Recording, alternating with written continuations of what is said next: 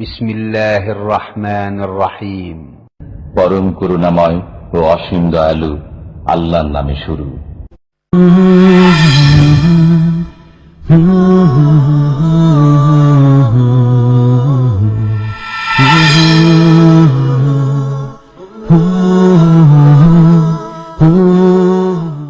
ومن أحسن قولا ممن دعا إلى الله وعمل صالحا وقال إنني من المسلمين. السلام عليكم ورحمة الله وبركاته. إن الحمد لله نحمده ونستعينه ونستغفره ونعوذ بالله من شرور أنفسنا ومن سيئات أعمالنا من يهده الله فلا مضل له ومن يضلل فلا هادي له وأشهد أن لا إله إلا الله وحده لا شريك له وأشهد أن محمدا عبده ورسوله صلى الله تعالى عليه وعلى آله وصحبه وسلم تسليما كثيرا. أما بعد فقد قال المؤلف رحمه الله تعالى باب ما جاء في المصورين. عن أبي هريرة رضي الله عنه قال قال رسول الله صلى الله عليه وسلم قال الله تعالى ومن أظلم ممن ذهب يخلق كخلقي فليخلق ذرة أو ليخلق حبة أو ليخلق شعيرة أخرجاه. ولهما عن عائشة رضي الله عنها أن رسول الله صلى الله عليه وسلم قال أشد الناس عذابا يوم القيامة الذين يضاهون بخلق الله. ولهما عن ابن عباس رضي الله عنهما سمعت رسول الله صلى الله عليه وسلم يقول كل مصور في النار يجعل له بكل سورة صورها نفس يعذب بها في جهنم. ولهما عنه مرفوعا من صور سورة في الدنيا كلف أن ينفخ فيها الروح وليس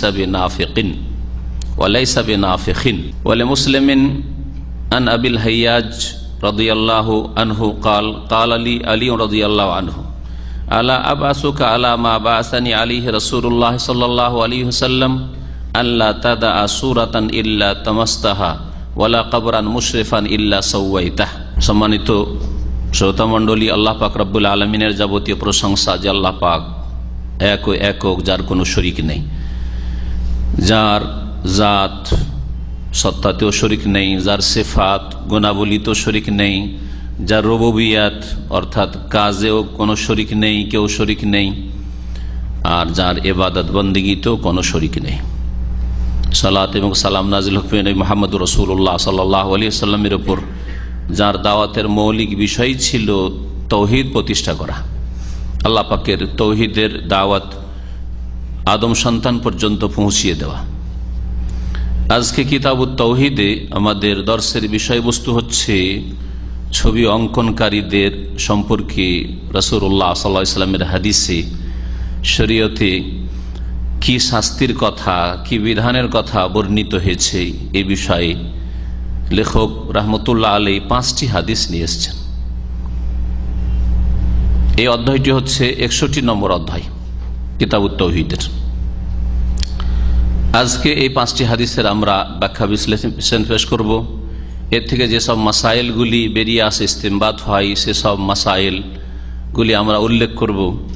আর ছবি অঙ্কনকারী আর ছবির হুকুম শরীয়তে কি, এর বিভিন্ন অবস্থাগুলি, প্রকরণগুলি আপনাদের সামনে পেশ করার চেষ্টা করব। কারণ এই বিষয়ে অনেকে বিভ্রান্তিতে রয়েছে, অনেকে বাড়াবাড়ি করে, অনেকে আবার খোলা ছাড় দিয়ে রেখেছে, আর এই ক্ষেত্রে হারাম কাবিরা গুনহায় লিপ্ত হয়ে থাকে।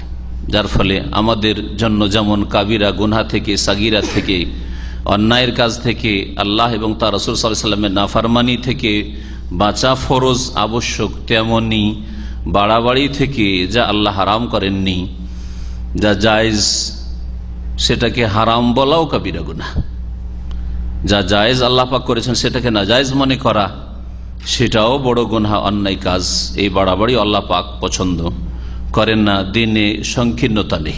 এই দুই বিভ্রান্তির মাঝখানে হচ্ছে দিন ইসলাম।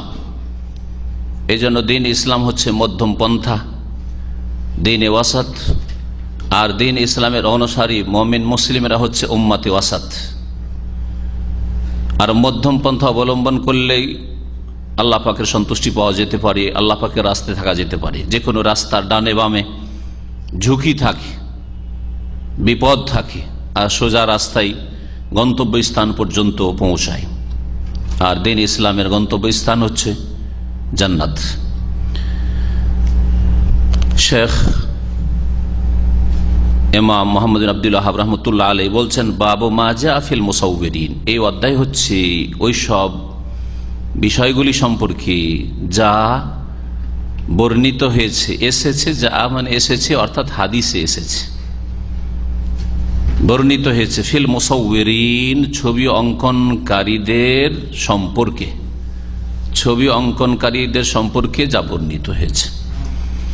প্রথম হাদিস আবু হুরায়রা রাদিয়াল্লাহু তাআলা আনহু থেকে বর্ণিত, তিনি বলছেন, কালা রাসূলুল্লাহ সাল্লাল্লাহু আলাইহি ওয়াসাল্লাম, আল্লাহ রাসূল সাল্লাল্লাহু আলাইহি ওয়াসাল্লাম বলেছেন, কাল আল্লাহ তাআলা, মহান আল্লাহ বলেন, মহান আল্লাহ বলেন। যদি হাদিসে বলা হয় তো এই হাদিসকে হাদিসে কুদসি বলা হয়, আল্লাহর কথা, কিন্তু রাসূলুল্লাহ সাল্লাল্লাহু আলাইহি ওয়াসাল্লাম আল্লাহর সাথে সম্পৃক্ত করে নকল করছেন। আল্লাহ বলেছেন, এই হচ্ছে হাদিসে কুদসি। হাদিসে কুদসি আর এমনি হাদিসে এই হলো পার্থক্য। যদি নবী করিম সাল্লাল্লাহু আলাইহি ওয়াসাল্লাম বলেন তাহলে সেটাও ওহী, কিন্তু সেটা রাসূলুল্লাহ সাল্লাল্লাহু আলাইহি ওয়াসাল্লাম আল্লাহর সাথে সম্পৃক্ত করেনি, সেটা ওহী। আর যেটা আল্লাহর সাথে সম্পৃক্ত করে, কাল আল্লাহ, মহান আল্লাহ বলেছেন, এরকম বলেছেন, ওই হাদিসগুলো হচ্ছে হাদিসে কুদসি, সেটাও ওহী। কোরআনে কারীমে আর হাদিসে কুদসিতে কি পার্থক্য? কোরআনে কারীমে কাল আল্লাহ, আল্লাহ পাক বলেছেন, আর হাদিসও মহান আল্লাহ বলেছেন, দুটোতে পার্থক্য কি? কোরআনে কারীমের যে সংজ্ঞা রয়েছে সেই সংজ্ঞায় রয়েছে যে কোরআনে কারীমের শব্দ অর্থ দুটোই আল্লাহ পাক রব্বুল আলামিনের, এবং কোরআনে কারীমের তেলাওয়াত করা, আবৃত্তি করা, পাঠ করা হচ্ছে ইবাদত, আল মুতাআব্বাদ বিতিলাওয়াতি। পক্ষান্তরে হাদিসে কুদসি তেলাওয়াত করা ইবাদত নয়। কোরআনের মতো হাদিসে কুদসি, হাদিসের একটা হাদিসে কুদসির কিতাব নিয়ে নেবেন, এরকম কিতাব সংকলন করা হয়েছে হাদিসে কুদসির, নিয়ে নেবেন আর তেলাওয়াত করবেন আর ভাববেন যে অক্ষরে অক্ষরে 10 নেকি, না, ভুল। কোরআনে কারীমের যে ফজিলতের কথা বলা হয়েছে সে আল্লাহ ইরশাদ করছেন কি, অমান আযলামু মিম্মান যাহাব ইয়াখলুকু কা খালকি, ওর চাইতে বড় জালেম আর কে হতে পারে যে এই কাজের জন্য যায়। মিম্মান যাহাব, ওই ব্যক্তির চাইতে বড় জালেম কে হতে পারে যেই ব্যক্তি এই কাজে যায়। কি কাজে? ইয়াখলুকু কা খালকি, আমার সৃষ্টি করার মতো সৃষ্টি করতে যায়। ওর চাইতে বড় জালেম আর কে হতে পারে, অর্থাৎ ওর চাইতে বড় জালেম কেউ নেই যেই ব্যক্তি আমার সৃষ্টি করার মতো সৃষ্টি করতে যায়। আমি যেইভাবে সৃষ্টি করি, সৃষ্টির শুরু থেকে শেষ পর্যন্ত করি, সেগুলি করার চেষ্টা করতে যায়। আর ছবি অঙ্কনের মধ্যে এগুলি রয়েছে, ঠিক না? ছবি অঙ্কন করাই কি রয়েছে? এগুলি রয়েছে। আল্লাহ রাব্বুল আলামিন মানুষকে সৃষ্টি করেছেন মাতৃগর্ভে, আল্লাহ পাকের বিভিন্ন স্তর পার করে মানুষকে এই রূপে নিয়ে এসেছেন। তার মধ্যে একটা স্তর হচ্ছে সাওয়ারাকুম ফা আহসানা সুওয়ারাকুম, তোমাদের আল্লাহ পাক ছবি অঙ্কন করেছেন আর বড় সুন্দর সুঠাম করে ছবি অঙ্কন করেছেন। আল্লাযী খালাকা, আল্লাহ তো সেই সত্তা যিনি সৃষ্টিও করেছেন, ফাসাওয়া, আর তিনি সুঠাম করেছেন, যেখানে যে অঙ্গ প্রত্যঙ্গ সেট করতে হয় সেভাবে সুন্দর করে সাজিয়ে সৃষ্টি করেছেন। তো আমার মতো যারা সৃষ্টি করতে যায় ওদের চাইতে বড় জালেম আর কি হতে পারে? ওদের চাইতে বড় জালেম কেউ? তো মুশরিক, বহুত্ববাদী, কাফের, নাস্তিক, ইমান ভঙ্গকারী মুসলিম সমাজের লোক কিন্তু তার ইমান নষ্ট করে এমন আকীদা বা আমল দিয়ে যাতে ইমান পুরোপুরি নষ্ট হয়ে যায়, মুরতাদ হয়ে যায়, তারা কি সবচেয়ে বড় জালেম নয়? হ্যাঁ। তো এই হাদিসের অর্থ এই নয় যে ছবি অঙ্কন যে করে সেই শুধু সবচেয়ে বড় জালেম। বড় জালেম অনেক আছে।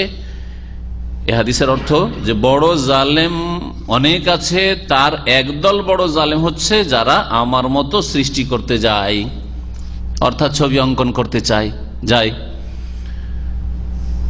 যারা কাফের তারা বড় জালেম, মুশরিক, বহুত্ববাদ, আল্লাহকে মানে আর গায়রুল্লাহ অন্যকেও মানে, দেবদেবীকে মানে, দুর্গাও মানে, দরগাও মানে, আল্লাহ মানে, তারা বড় জালেম। যারা আল্লাহ মানেই না তারাও বড় জালেম। যারা নামাজ পড়েন না তারাও বড় জালেম। আল্লাহর বিধানের কোনো কিছুকে অস্বীকার করে তারাও বড় জালেম, আর ছবি অঙ্কনকারীও বড় জালেম। তো বড় জালেম অনেক আছে, তার মধ্যে এক সবচেয়ে বড় জালেম হচ্ছে, যারা সবচেয়ে বড় জালেম তাদের এক শ্রেণীর লোক হচ্ছে যারা আমার মতো সৃষ্টি করতে যায়, ছবি অঙ্কন করতে যায়। ফালিয়াখলুকু যাররাহ, আল্লাহ বলছেন যখন তারা ছবি অঙ্কন করার চেষ্টা করতে যাচ্ছে, তাহলে তারা সৃষ্টি করুক তো একটা ক্ষুদ্র পিপিলিকা। যাররাতুন মানে পিপিলিকা, আর নামলাতুস সাগীরা, এটা হচ্ছে সহি অর্থ। কারণ নবী করিম সাল্লাল্লাহু আলাইহি ওয়াসাল্লাম আরবি ভাষায় কথা বলেছেন, আর আরবি ভাষায় প্রাচীন যুগ থেকে যাররা মানে ক্ষুদ্র ছোট পিপিলিকা হয়।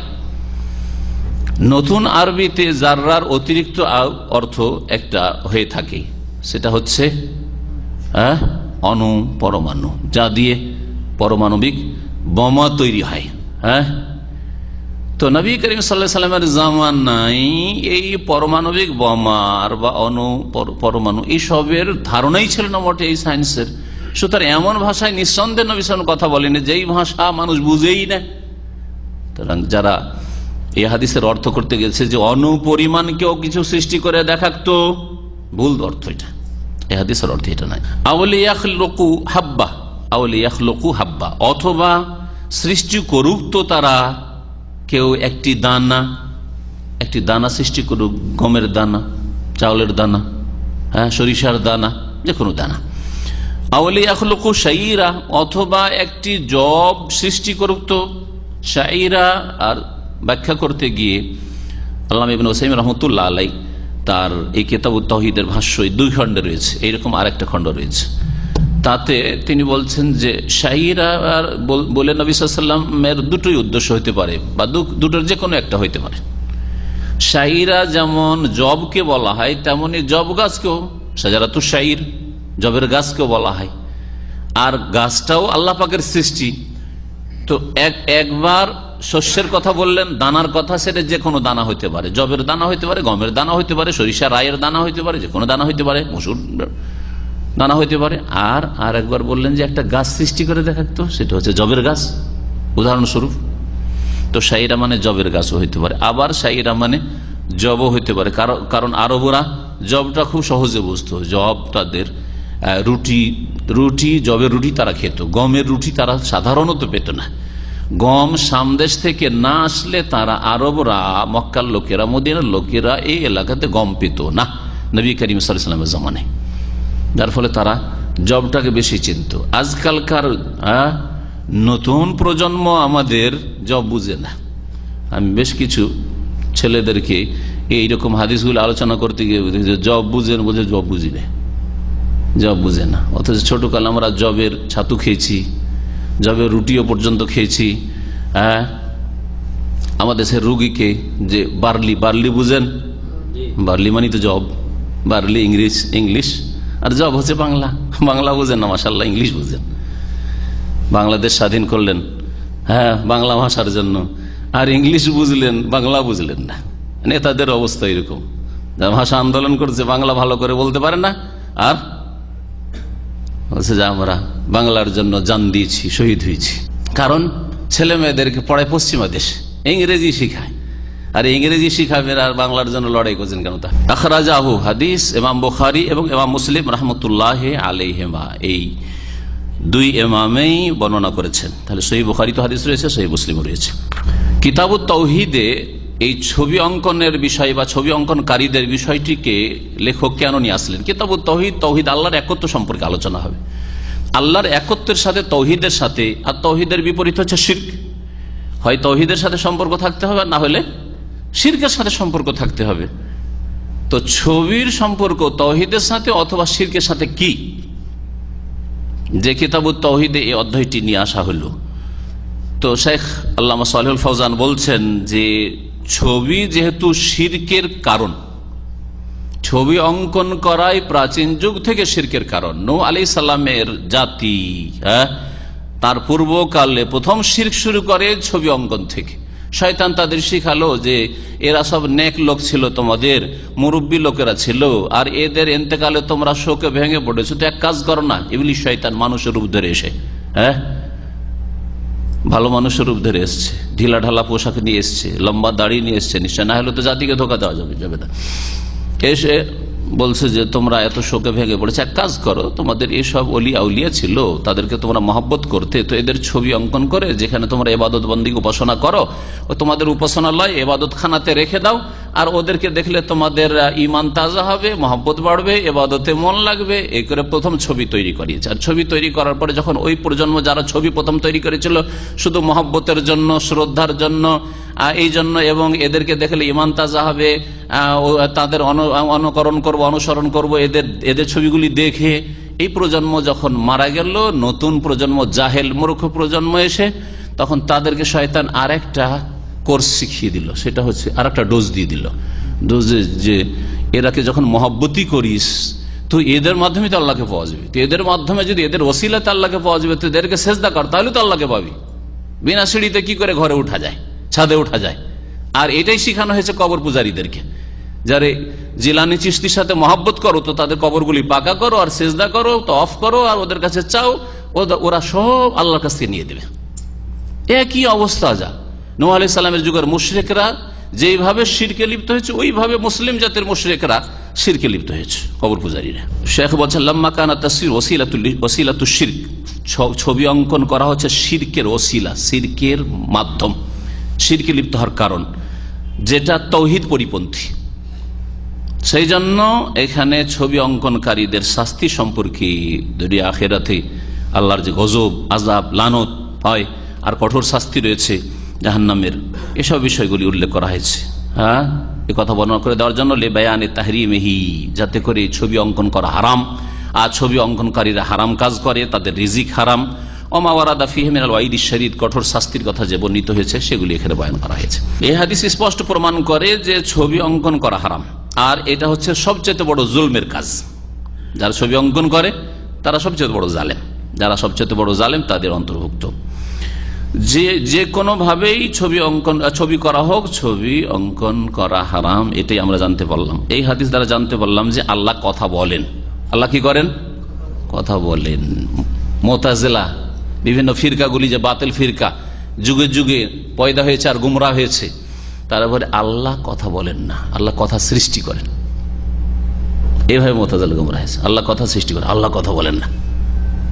কথা বললে তো আমাদের মতো হয়ে যায়। শয়তান ওদেরকে আবার এই একটা ডোজ দিয়ে দিয়েছে যে কথা বললে তো আমাদের মতো হয়ে যায়, গুমরা করেছে। এই হাদিস থেকে জানতে পারলাম যে আন্না তাসবির মুদাহাতুল খালকিল্লাহ, আল্লাহর সৃষ্টির সাদৃশ্যতা, আল্লাহর সৃষ্টির আপনি সাদৃশ্য কাজ করলেন, আপনি এমন কাজ করলেন যে আল্লাহ যে কাজ করেন ওই কাজ আপনি করতে গেলেন, এই জন্য হারাম। আর এটা শিরকের কারণ, সেই জন্য হারাম। সৃষ্টি করার ক্ষমতা একমাত্র আল্লাহর, এই জন্য আল্লাহ পাক চ্যালেঞ্জ করেছেন এই হাদিসে কুদসিতে যে একটা দানা সৃষ্টি করে দেখাও তো, একটা জব সৃষ্টি করে দেখাও তো, হ্যাঁ, একটা ক্ষুদ্র পিপিলিকা মানুষ সৃষ্টি করা তো দূরের কথা, আর কোন মরিদানকে ছেলে মেয়ে দেওয়া তো দূরের কথা, একটা ক্ষুদ্র একটা পিপিলিকা সৃষ্টি করে দেখাও তো কোনো মানুষ। এটা আল্লাহ মিন খাসাইসিল্লাহ সুবহানাহু, আল্লাহ সুবহানাহু ওয়া তাআলার কাজ হচ্ছে সৃষ্টি করা, সৃষ্টি করার ক্ষমতা আল্লাহ ছাড়া কারণে। ওয়ালাহুমা, আর সহিহ বুখারী মুসলিমেই রয়েছে আয়েশা রাদিয়াল্লাহু তাআলা আনহা থেকে বর্ণিত দ্বিতীয় হাদিস, আন্না রাসূলুল্লাহ সাল্লাল্লাহু আলাইহি ওয়াসাল্লাম ক্বাল, রাসূলুল্লাহ সাল্লাল্লাহু আলাইহি ওয়াসাল্লাম বলেছেন, আশাদ্দুন নাসি আযাবান ইয়াউমাল কিয়ামাহ, কিয়ামতের দিনে সবচাইতে কঠোর শাস্তি হবে কাকে? আল্লাযীনা, ওই সব লোকদেরকে, ইউদাহুনা বিখালকিল্লাহ, যারা আল্লাহর সৃষ্টির সাদৃশ্যতা অবলম্বন করত, আল্লাহর সৃষ্টির মতো কিছু করার চেষ্টা করত, অর্থাৎ ছবি অঙ্কনকারী। এদের কঠোর শাস্তি হবে। আগের হাদিসে জানলাম ওদের চাইতে বড় জালেম কে আছে, মানে ওরাই সবচেয়ে বড়, যখন বড় জালেম হইল তাহলে সবচেয়ে বড় শাস্তি ওদের কি হবে? কাফের মুশরিকে যেমন ধরনের শাস্তি হবে ওই রকমই শাস্তি হবে ছবি অঙ্কনকারীদেরকে। এই হাদিস থেকেও জানতে পারলাম যে যত রকমের ছবি রয়েছে হারাম, আর যেভাবে হোক না কেন এটা আল্লাহর কাজের সাদৃশ্যতা, আর কিয়ামতের দিনে মানুষের অপরাধ হিসাবে তাদের শাস্তি হবে। কারণ সবচাইতে কঠিন শাস্তি যখন ছবি অঙ্কনকারী হবে, তাহলে বোঝা গেল যে ওর চাইতে কম শাস্তি অনেকের হবে। তাহলে যার যেমন অপরাধ হবে তার তেমন শাস্তি হবে। মুশরিকের শাস্তির ধরন আলাদা, পরিমাণ আলাদা, চোরের শাস্তির ধরন আলাদা, ডাকাতের শাস্তির ধরন আলাদা, আর পরিমাণ আলাদা, খনির শাস্তি আলাদা, জেনাকারী শাস্তি আলাদা। অপরাধ যেমন তেমন মানুষের শাস্তি হবে, একই রকম শাস্তি হবে না। জাহান্নামে সকলে জ্বলবে, কিন্তু শাস্তিতে অনেক পার্থক্য থাকবে। এই হাদিস থেকে আরো জানতে পারেন আন্না তাসবির মিন আযামি যুনুব, ছবি অঙ্কন করা হচ্ছে খুব বড় গুনাহ। ওয়া আন্না মিনাল কাবায়ের, আর এটা সাগীরা গুনাহ নয়, কাবীরা গুনাহ। 3 নম্বর হাদিস, ওয়ালাহুমা আন ইবনে আব্বাস, বুখারী মুসলিমে রয়েছে আব্দুল্লাহ বিন আব্বাস রাদিয়াল্লাহু তাআলা আনহুমা থেকে, তিনি বলছেন সামিউতু রাসূলুল্লাহ সাল্লাল্লাহু আলাইহি ওয়াসাল্লাম ইয়াকুল, আমি আল্লাহর রাসূল সাল্লাল্লাহু আলাইহি ওয়াসাল্লামকে বলতে শুনেছি, কুল্লু মুসাউওয়িরিন ফিন্নার, প্রত্যেক ছবি অঙ্কনকারী জাহান্নামে যাবে, জাহান্নামে যাবে। এবং জাহান্নামে গিয়ে কতকাল থাকবে সেটা আল্লাহর ইচ্ছা।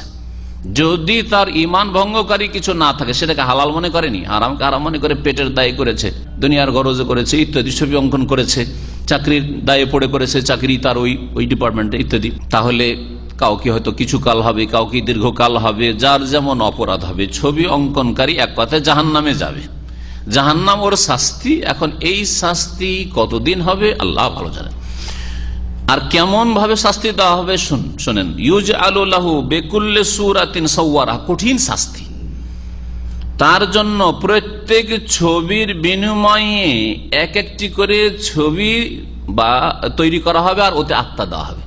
তাহলে একজন ছবি অঙ্কনকারী, যারা ছবি অঙ্কন করে, তা সে যদি 1000 লোকের ছবি অঙ্কন করে, বা 1000 প্রাণীর ছবি, মানুষের হোক অথবা অন্য কোনো প্রাণীর হোক, প্রাণীর যে সবের প্রাণ রয়েছে, প্রাণহীন নয়, গাছপালা নয়, নদীলানা পাহাড় পর্বত নয়, হ্যাঁ, বরং কোন প্রাণীর ছবি অঙ্কন করেছে, যত প্রাণীর ছবি অঙ্কন করেছে, প্রত্যেক প্রাণীর বিনিময়ে তার কি করা হবে, একটা করে আত্মা দেওয়া হবে, নাফসুন মানে রুহুন। ইউজআলু লাহু বিকুল্লি সূরা, প্রত্যেক ছবির বিনিময়ে বদলে তার কি করা হবে, সাওয়ারাহা, যে ছবি অঙ্কন করেছে, নাফসুন তার জন্য করা হবে একটি করে আত্মা। তাহলে একটা আত্মা আমাদেরকে আল্লাহ দিয়েছেন, এই একটা আত্মাতে এক শাস্তি, এক গুণ শাস্তি হচ্ছে। এখন সেই ব্যক্তি যদি 1000 ছবি করে থাকে প্রাণীর, তাহলে 1000 আত্মাকে শাস্তি হচ্ছে, 10,000 করে 10,000 আত্মাকে শাস্তি হচ্ছে, 10,000 গুণ শাস্তি।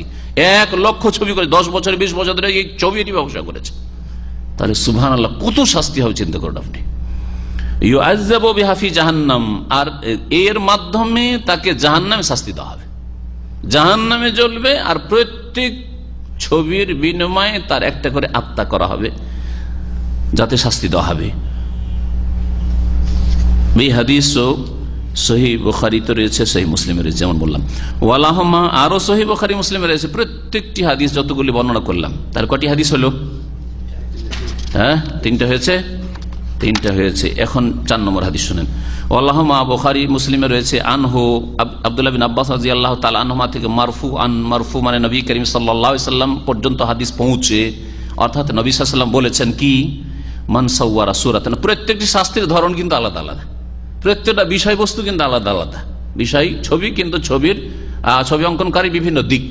মান সাওয়ারা সূরাতান ফিদ দুনিয়া, যেই ব্যক্তি দুনিয়াতে ইহ জগতে ছবি অঙ্কন করেছে, কুল্লিফা তাকে দায়িত্ব দেওয়া হবে, তার কাঁধে এই বোঝা চাপানো হবে, আইয়ানফুখা ফিহা রূহ, যেই ছবি অঙ্কনটি করেছো তাতে তুমি আত্মা সঞ্চারিত করো, আত্মা ফুঁকো, তাতে আত্মা দাও। যেমন আল্লাহ পাক রব্বুল আলামিন মায়ের গর্ভে ছবি অঙ্কন করেছেন, তারপরে রূহ দিয়েছেন 120 দিনে, 4 মাসে, 3 4 12। তো ওই রকমই তুমি কি করো, আইয়ানফুখা ফিহার রূহ, রূহ দাও, আত্মা দাও। ওয়ালাইসা বিনাফিখিন, ওকে দায়িত্ব দেওয়া হয়েছে, বোঝা চাপানো, তুই আত্মা দে। ওয়ালাইসা বিনাফিখিন, সে আত্মা দিতে পারবে না, কখনো আত্মা দিতে পারবে না, কারণ এই ক্ষমতা তার নেই। এই ক্ষমতা একমাত্র আল্লাহর, দুনিয়াতেও আল্লাহর, আর কিয়ামতের দিনও আল্লাহ। এমন না যে দুনিয়াতে জিলানি চিশতি আত্মা দিতে পারতো, আর আপনাকে আর আপনার মতো মুশরিক যারা নামধারী মুসলিম তাদেরকে ছেলে মেয়ে দিয়ে থাকে, কোশ্চিন কালেও না। মা ইয়ামলিকুনা মিন কিতমির, কোরআন বলছে খেজুরের আঁটির উপর যে হালকা আবরণ থাকে সেইটারও মালিক না তারা, কিছুরই মালিক না তারা। এটা হচ্ছে দ্বীন ইসলাম।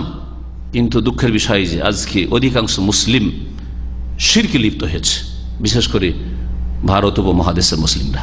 এই হাদিসও যেমন বললাম বুখারী মুসলিমের। এই হাদিসগুলি থেকে কি জানতে পারলেন?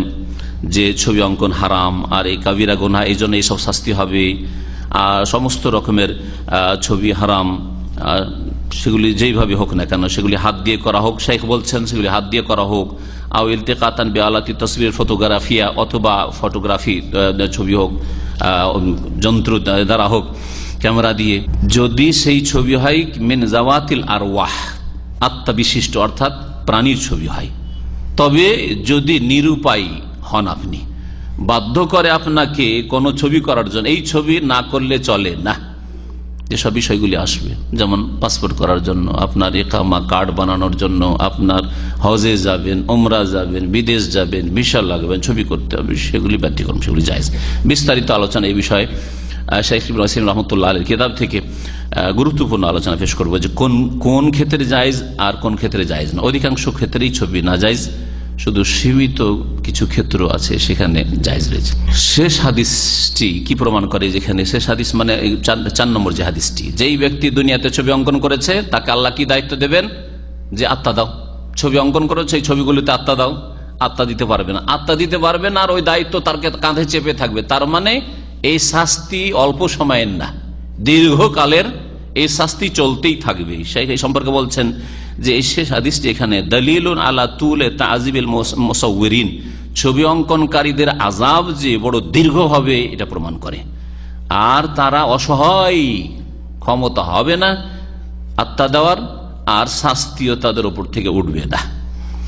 এই হাদিস আরো প্রমাণ করে যে আন্নাল খালকা ওয়া নাফখার রূহ, সৃষ্টি করা আর আত্মা সঞ্চারিত করা, লা ইয়াকদিরু আলাইহিমা ইল্লাল্লাহ, আল্লাহ তাআলা ছাড়া কেউ এই কাজ করতে পারে। সৃষ্টি করা এবং আত্মা সঞ্চারিত করা আল্লাহর কাজ, একমাত্র কোন সৃষ্টির কাজ না।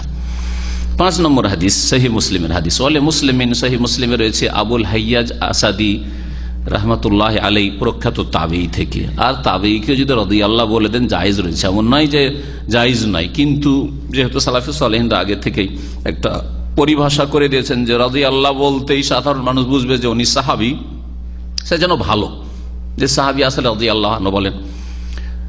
আর সাহাবী ছাড়া অন্য কেউ যদি আসে, তাবেঈন থেকে তাবেঈন থেকে শুরু করে কিয়ামত পর্যন্ত যে কোনো মুসলিমের জন্য রাহিমাহুল্লাহ বলবেন বা রাহমাতুল্লাহি আলাইহি বলবেন, যে কোনো মুসলিমের জন্য এই দোয়া। শুধু আবার বড় বড় ইমাম হইলেই ওই রাহিমাহুল্লাহ পাবে আর আপনার বাপ পাবে না, আমাদের দেশের এই মূর্খতা আছে। ইমাম আবু হানিফার নাম আসলে রাহিমাহুল্লাহ, ইমাম শাফির নাম আসলে রাহিমাহুল্লাহ, যদিও বুজরুগানের দিনের নাম আছে যে অমুক রাহিমাহুল্লাহ, হাকিমুল উম্মত রাহিমাহুল্লাহ, কিন্তু ওর বাপ মারা গেছে, আমার আব্বা মারা গেছে, রাহিমাহুল্লাহ বলার তৌফিক হয় না। এটা এই অজ্ঞতা আমাদের সমাজে আছে।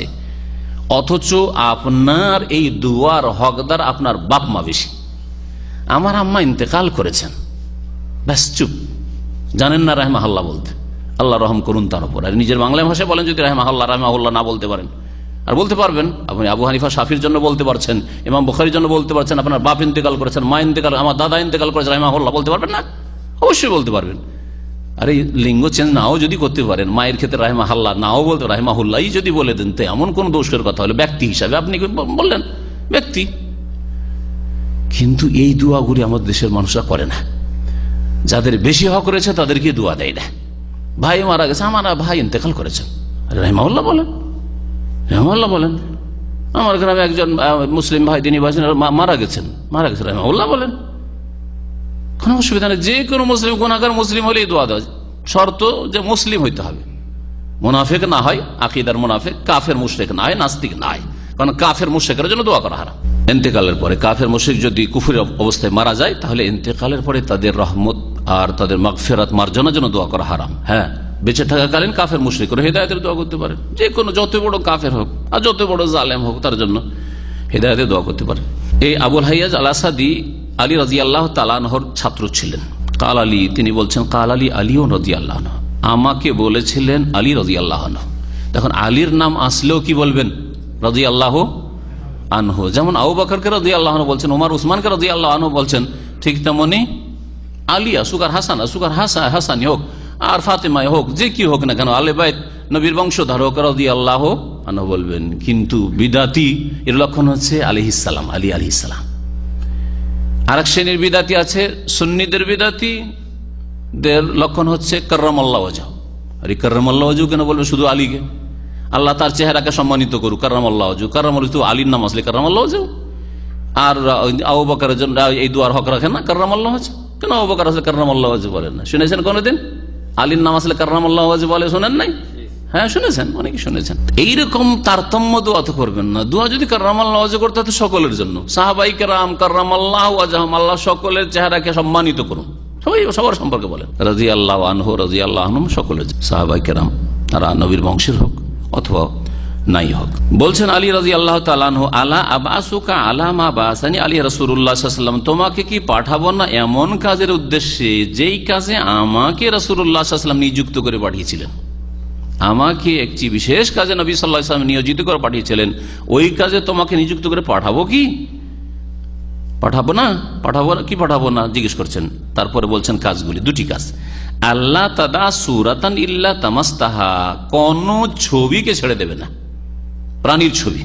ইল্লা তামাস্তাহা, যদি পাও কোথাও ছবি তাহলে তা নিশ্চিহ্ন করে, তামসমা নিশ্চিহ্ন করে দাও, নিশ্চিহ্ন করে দিবে, যাতে কোনো চিহ্ন না থাকে ছবির।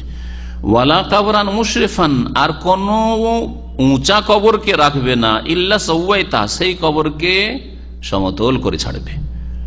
যদি উঁচা কবর থাকে, মুশরিফান উঁচা কবরকে বলা হয়। মুশরিফানের ব্যাখ্যা আরো কয়েকটি করা হয়েছে। শুধু উঁচা হলেই, উঁচা তো আধা হাত এক বিঘত রাখা যাবে, এটা সুন্নাত, কিন্তু ওর বেশি যদি উঁচা হয় তাহলে শুধু আধা হাত উঁচা রাখবেন, আর তার না হয় বরাবর করে দেবেন।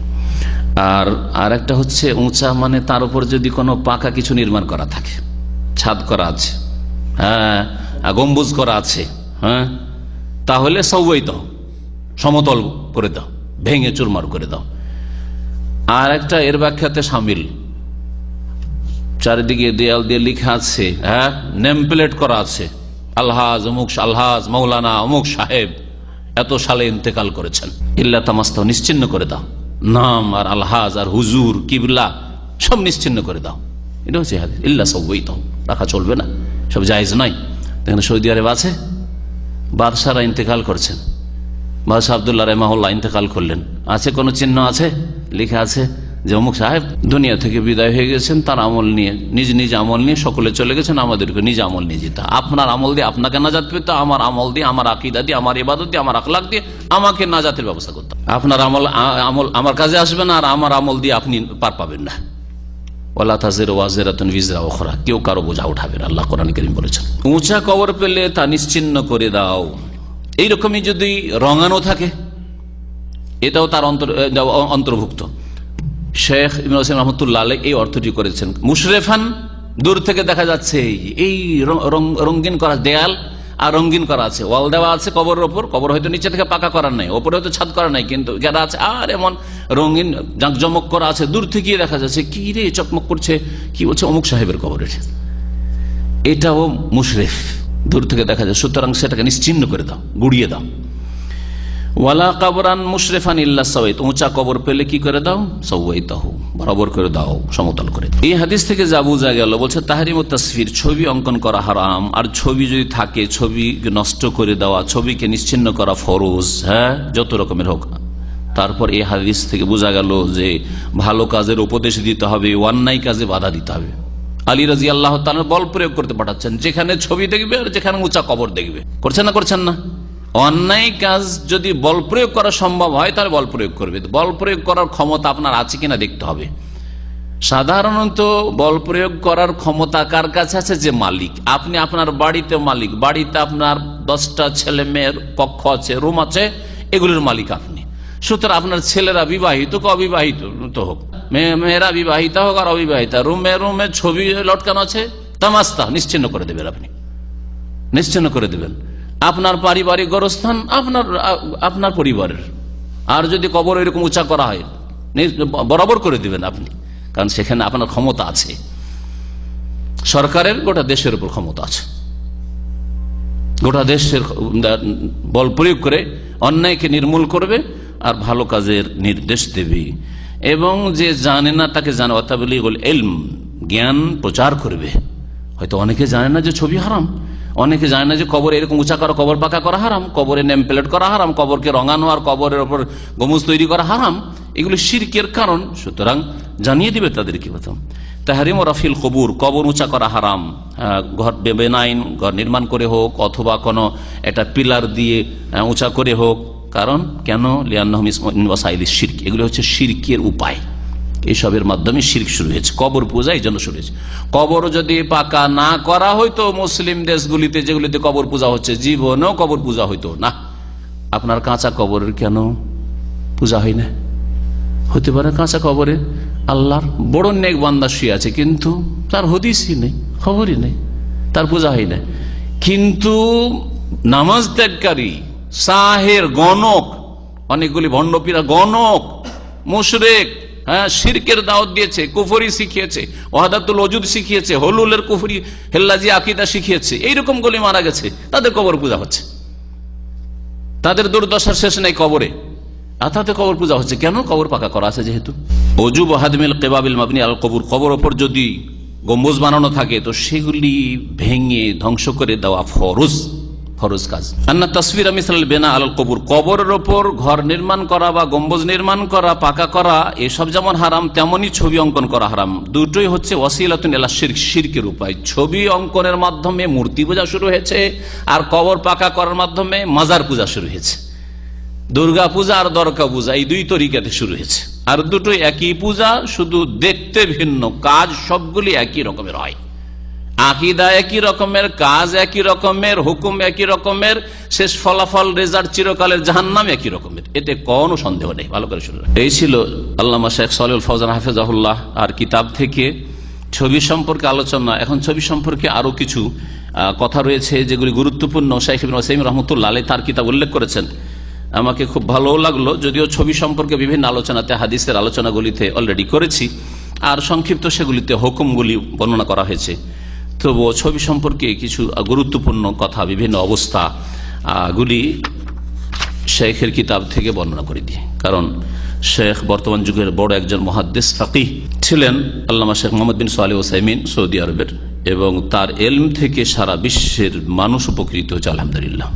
সাধারণ মানুষ নয়, বড় বড় আলেমরা উপকৃত। ছবি সম্পর্কে বা ছবি অঙ্কন করা সম্পর্কে, তাসবির ও লাহু আহওয়াল, তাসবির মানে হচ্ছে ছবি। এখানে একটি কথা বলে দিই, ছবি শব্দটি আসলে কিন্তু আরবি। ছবি শব্দটি আসলে আরবি। কোনদিন শুনেছেন? শোনেননি? বলেছি এর আগে, কিন্তু ভুলে গেছেন। আসলে ছিল শাবিহুন, শিন বড় শিন, আর বা ইয়া হা, শাবিহুন। সাবাহা মানে হচ্ছে সাদৃশ্য হওয়া। তো আপনার ছবিটা আপনার সাদৃশ্য, আমার ছবিটা আমার সাদৃশ্য, ঠিক না? আমি যেমন তেমন আমার ছবি ওইখানে, ওটা হচ্ছে আমার ছবি যে ক্যামেরাতে আসছে, ঠিক না? কেউ যদি ছবি অঙ্কন করে হাতে, মাটি দিয়ে হোক আর পাথর কেটে হোক আর যেভাবে হোক না কেন, অথবা দেয়ালে হোক, তো আমার মতো আমার ছবি, অথবা আমার মতো না, নতুন কাল্পনিক একটা ছবি তৈরি করলো, ওই রকম মানুষ হয়তো আমরা দেখি না, আমাদের চোখে নজর পড়ে, এরকম একটা ছবি অঙ্কন করলো মানুষের বা একটা গরু ছাগলের করলো, কিন্তু মানুষ যেমন থাকে বা গরু ছাগল যেমন পৃথিবী থাকে, তো ওই রকম ওর সাদৃশ্য, ঠিক না? তো শাবিহুন মানে সাদৃশ্য। আরবিতে শিনটাকে ছ করে দেওয়া হয়েছে। আর তো জানেন আমাদের দেশে সালাম আলাইকুমকে সালাম আলাইকুম, আসসালাম আলাইকুম, তো আসসালাম আলাইকুমকে সিনকে ছ দিয়ে লিখছেন, তো ছবি ওইখান থেকে ছবি। হাটা শেষের হালকা করে দিয়েছে, শাবিহুন ছিল শাবিহ, ওটা ওয়াকফ করেন তো হবে কি হবে? শাবিহ। আর আমরা তো বাংলা একটু গোল করি, তাফখিম করি, তাহলে ছবি হলো, আর হাটাকে হালকা করে দিন তাহলে ছবি হয়ে গেল। এভাবে ছবি হয়েছে। ছবির কয়েকটি অবস্থা রয়েছে এখানে। শেখ অবস্থা যেগুলি বর্ণনা করেছেন সে অবস্থাগুলি হচ্ছে 4টি অবস্থা তিনি এখানে বর্ণনা করেছেন। এই অবস্থাগুলি শোনাই, তাতে আমরা অনেক মাসাইল জানতে পারি। আল হালুল উলা, প্রথম অবস্থা হচ্ছে আইয়ুসাউবিরাল ইনসানু মা লাহু যিল্লুন কামা ইয়াকুলুন, মানুষ যদি ছবি অঙ্কন করে এমন কিছু, মালাহু এমন ছবি, মালাহু যিল্লুন যার ছায়া পড়ে, যার ছায়া পড়ে, মানে ছায়া বিশিষ্ট ছবি, তার মানে প্রতিমূর্তি। ছায়া বিশিষ্ট ছবি কোনগুলি? স্ট্যাচু। যদি দেয়ালে ছবি থাকে, ছবি অঙ্কন করা, অথবা এমনি ছবি থাকে, ওর ছায়া পড়বে না। ছায়া পড়বে কি? এই যে ক্যামেরাতে ছবি আছে, ওর ছায়া পড়ছে? ছায়া পড়বে না। কিন্তু মাটি দিয়ে বা পাথর কেটে, যে বড় বড় নেতাদের বিভিন্ন দেশে স্ট্যাচুগুলো থাকে, এটার ছায়া পড়ে না পড়ে না? আমার আপনার যেমন রোদে হাঁটলে ছায়া পড়ে বা রাত্রে আলোতে ছায়া পড়ে, ওই রকমই ওটারও ছায়া পড়বে, ঠিক না? তো যার ছায়া পড়ে এইরকম ছবি যদি হয় তো এটা মারাত্মক হারাম, সবচেয়ে শক্ত হারাম হচ্ছে এই ছবি, 1 নম্বর, এটা প্রথম অবস্থা। এই মালাহু জিসমুন, যার বডি রয়েছে, এমন ছবি যার কি রয়েছে, বডি, দেহ রয়েছে, আলা হাইকালে ইনসানিন, মানুষের আকারে, আও বাইরিন, উটের আকারে, আও আসাদিন, অথবা সিংহর আকারে, আও মাস ভাবে যে কোনো প্রাণীর আকারে, কোনো প্রাণীর আকারে। হিন্দুরা গাভী পূজা করে, তো একটা গাভী বানিয়ে রেখেছে, মাটি দিয়ে পাথর দিয়ে গাভী বানিয়ে রেখেছে। হ্যাঁ, হনুমান পূজা করে, একটা হনুমান বানিয়ে রেখেছে। এটা হলো সবচেয়ে মারাত্মক ছবি। পূজা করুক আর না করুক, মারাত্মক ছবি এক কথা। যখন পূজা শুরু হয়ে গেল তখন সে মুশরিক হয়ে গেল। ফাহাজা আজমাল আল উলামা ফি মা আলাম আলা তাহরিম, এইরকম ছবি, দেহ বিশিষ্ট যদি ছবি হয়, তাহলে আমার জানা মতে উলামায়ে কেরামদের ইজমা, ঐক্যমত রয়েছে যে এইরকম ছবি, স্ট্যাচু তৈরি করা, ভাস্কর্য, এটা হচ্ছে হারাম, এতে কোনো দ্বিমত নেই সমস্ত উলামারা। আল হালুসানিয়া, দ্বিতীয় অবস্থা, আন ইউসাওয়িরা সূরাতান লাইসা লাহা জিসমুন, এমন ছবি অঙ্কন করলো যার দেহ নেই, বাল বিতালউইন ওয়া তাখতিত, বরং তাতে প্ল্যানিং রয়েছে, নকশা, আর তালউইন, রং করা হয়েছে, যেমন আর্ট করা হয় আজকাল বাচ্চাদেরকে। আমাদের এখানেও মাদ্রাসা স্কুলে কি করা হয়, আর্ট শেখানো হয়। তো আর্ট নকশা করলেন, নকশা করার আর্ট, একটা গাছের আর্ট হইতে পারে, একটা গাড়ির হইতে পারে, আবার একটা উটের, একটা ছাগলের বা একটা মানুষেরও হইতে পারে। আর প্রথম ওর একটা নকশা তৈরি করলেন, তারপরে আর বিভিন্ন কালার দিয়ে কালারিং করলেন, চোখের কালারিং একটু, মাঝখানে একটু কালো করে দিলেন, চুল একটু কালো করে দিলেন, হয়ে গেল। হাত পা যেমন করতে হয় এরকম একটু করে দিল। ফাহাজা মুহাররামুন, এটাও হারাম। 2 নম্বর অবস্থা যেটা, এটাও হারাম লি উমুমিল হাদিস, কারণ হাদিস আম, হাদিস সবগুলিকে শামিল। ওয়াদুল্লাহ আলী হাদিস নম্রকা, নম্রকা একটি চাদর, পর্দা নবী সাল্লাল্লাহু আলাইহি সাল্লামের বিবি মা আয়েশার বাড়িতে লটকানো ছিল। হাইসু আকবালান নবী আলা বাইতিহি, নিজের বাড়িতে যাচ্ছেন, ফালাম্মা আরাদা ইয়াদখুলা, বাড়িতে প্রবেশ করতে যাচ্ছেন, রাআ নম্রকাতান ফিহা তাসাবির, এমন একটা পর্দা লটকানো দেখলেন। মা আয়েশা রাদিয়াল্লাহু তাআলা পেয়েছেন, পালাক্রমে আসতেন, তো নবী সাল্লাল্লাহু আলাইহি সাল্লাম আসার আগেই হয়তো মাঝখানে পেয়েছেন, তার জানা ছিল না, লটকে দিয়েছে যে বাড়ির পর্দা হোক একটু। দেখছেন একটা চাদর লটকানো আছে বা পর্দা লটকানো আছে, ফিহা তাসাবির, যাতে ছবি অঙ্কন করা রয়েছে, ছবি রয়েছে। ফাওয়াকাফা, নবী সাল্লাল্লাহু আলাইহি ওয়াসাল্লাম থেমে গেলেন, ওয়া তাআসসারা, আর একটু তিনি প্রভাবিত হলেন, মনটা খারাপ হলো, চেহারাটা লাল হয়ে গেছে তার। ওয়া উরিফাতিল কারাহাতু ফি ওয়াজহি, নবী সাল্লাল্লাহু আলাইহি ওয়াসাল্লাম যে ঘৃণা করছেন, অপছন্দ করছেন, এটা চেহারা দেখলে বোঝা গেল। ফাকালাত আয়েশা, তো নবী সাল্লাল্লাহু আলাইহি ওয়াসাল্লাম ফিরে চলে যাচ্ছেন, ইচ্ছা করছেন ফিরে চলে যাব, বাড়িতে ঢুকবো না। মা আয়েশা রাদিয়াল্লাহু আনহা বলছেন, মা আযনাবতু ইয়া রাসূলুল্লাহ, আমি কোন গুনাহ করলাম, কোন পাপ করলাম, আপনি রাগান্বিত এত আর ফিরে চলে যাচ্ছেন? ফাকালা, আমি আল্লাহর কাছে তওবা করছি, রাসূলের সামনে তওবা করে স্বীকার করছি, ভুল স্বীকার করছি। নবী সাল্লাল্লাহু আলাইহি ওয়াসাল্লাম বলেন, দেখো, ইন্না আসহাবা হাযিহিস সুওয়ার, এই ছবিওয়ালারা, ছবি অঙ্কনকারীরা, ইউআযাবুনা ইয়াওমাল কিয়ামাতে, তাদেরকে শাস্তি দেওয়া হবে কিয়ামতের দিন। ইউকালু লাহুম, তাদেরকে বলা হবে, এটা আরেকটা হাদিস, 5টি হাদিস তো শুনলেন ছবি সম্পর্কে, 6 নম্বর হাদিস অতিরিক্ত আরেকটা শাস্তি কি হবে, আহইউ মা খালাকতুম, যা তোমরা সৃষ্টি করেছো, মানে অঙ্কন করেছো, সেগুলোকে কি করো, জীবিত করো, প্রাণ দাও। হাদিস এর অর্থে এসছে যে বলা হবে যে তুমি কি করো, আত্মা সঞ্চার করো। তো এখানে বলা হয় আহিউ, জীবন দাও, জীবিত করো, ছবি অঙ্কন করেছো। তো তৃতীয় অবস্থা হচ্ছে আনতুলতাকাতাস সুওয়ারু ইলতিকাতান বিআশিআতিন মুআয়্যানা বিদুন আইয়ি তা'দিলিন আও তাহসিনিন মিনাল মুলতাকিত, ক্যামেরা দিয়ে ছবি, আইয়ুলতাকাতাস সুওয়ার, ছবি আপনি নিলেন, গ্রহণ করলেন, ইলতিকাতান এমন ভাবে, আশিয়া, লাইটের মাধ্যমে, যে লাইট পড়ছে আর ছবি না হচ্ছে, কিন্তু তাতে কোন রকমের রদ বদল করলেন না, আপনি নকশা করলেন না, তারপরে ওতে বিভিন্ন রং এটাও করলেন না, শুধু কি করলেন, খাচ করে বাটনটা আপনি চাপ দিলেন, এটা ছবি একজনের ধরে নিলেন, কোন রকমের তাতে চেঞ্জ করলেন না, তাতে কোনো সৌন্দর্য নিয়ে আসলেন না। হ্যাঁ, এইরকম ছবি, অর্থাৎ এই ফটোগ্রাফি, ক্যামেরার ছবি, এইরকম ছবি চলবে না, চলবে না।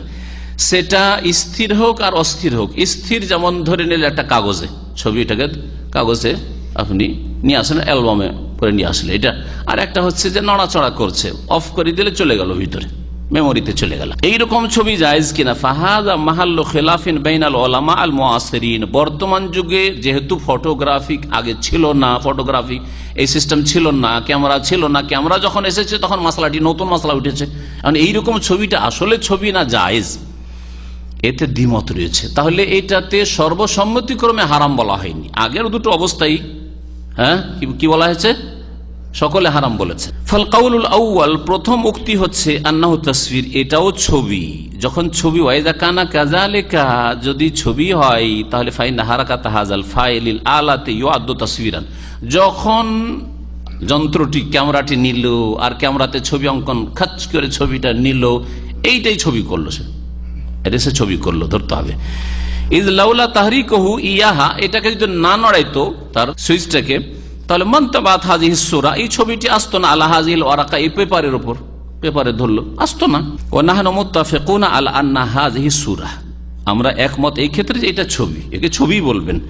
ফাহারাকাতহু তুতাবারু তাসবিরান, এই যে ক্যামেরাটা হাতে নিল তারপরে ছবিটা তুললো, এইটা ছবি অঙ্কন করা। ফায়াকুনু দাখিলান ফিল উমুম, শেখ বলছেন যে প্রথম উক্তি হচ্ছে যে এটাও আম হাদিসে যে ছবিকে সাধারণভাবে হারাম বলা হয়েছে তার অন্তর্ভুক্ত। তার মানে একদল ওলামারা বলছেন যে এই ছবিও হারাম।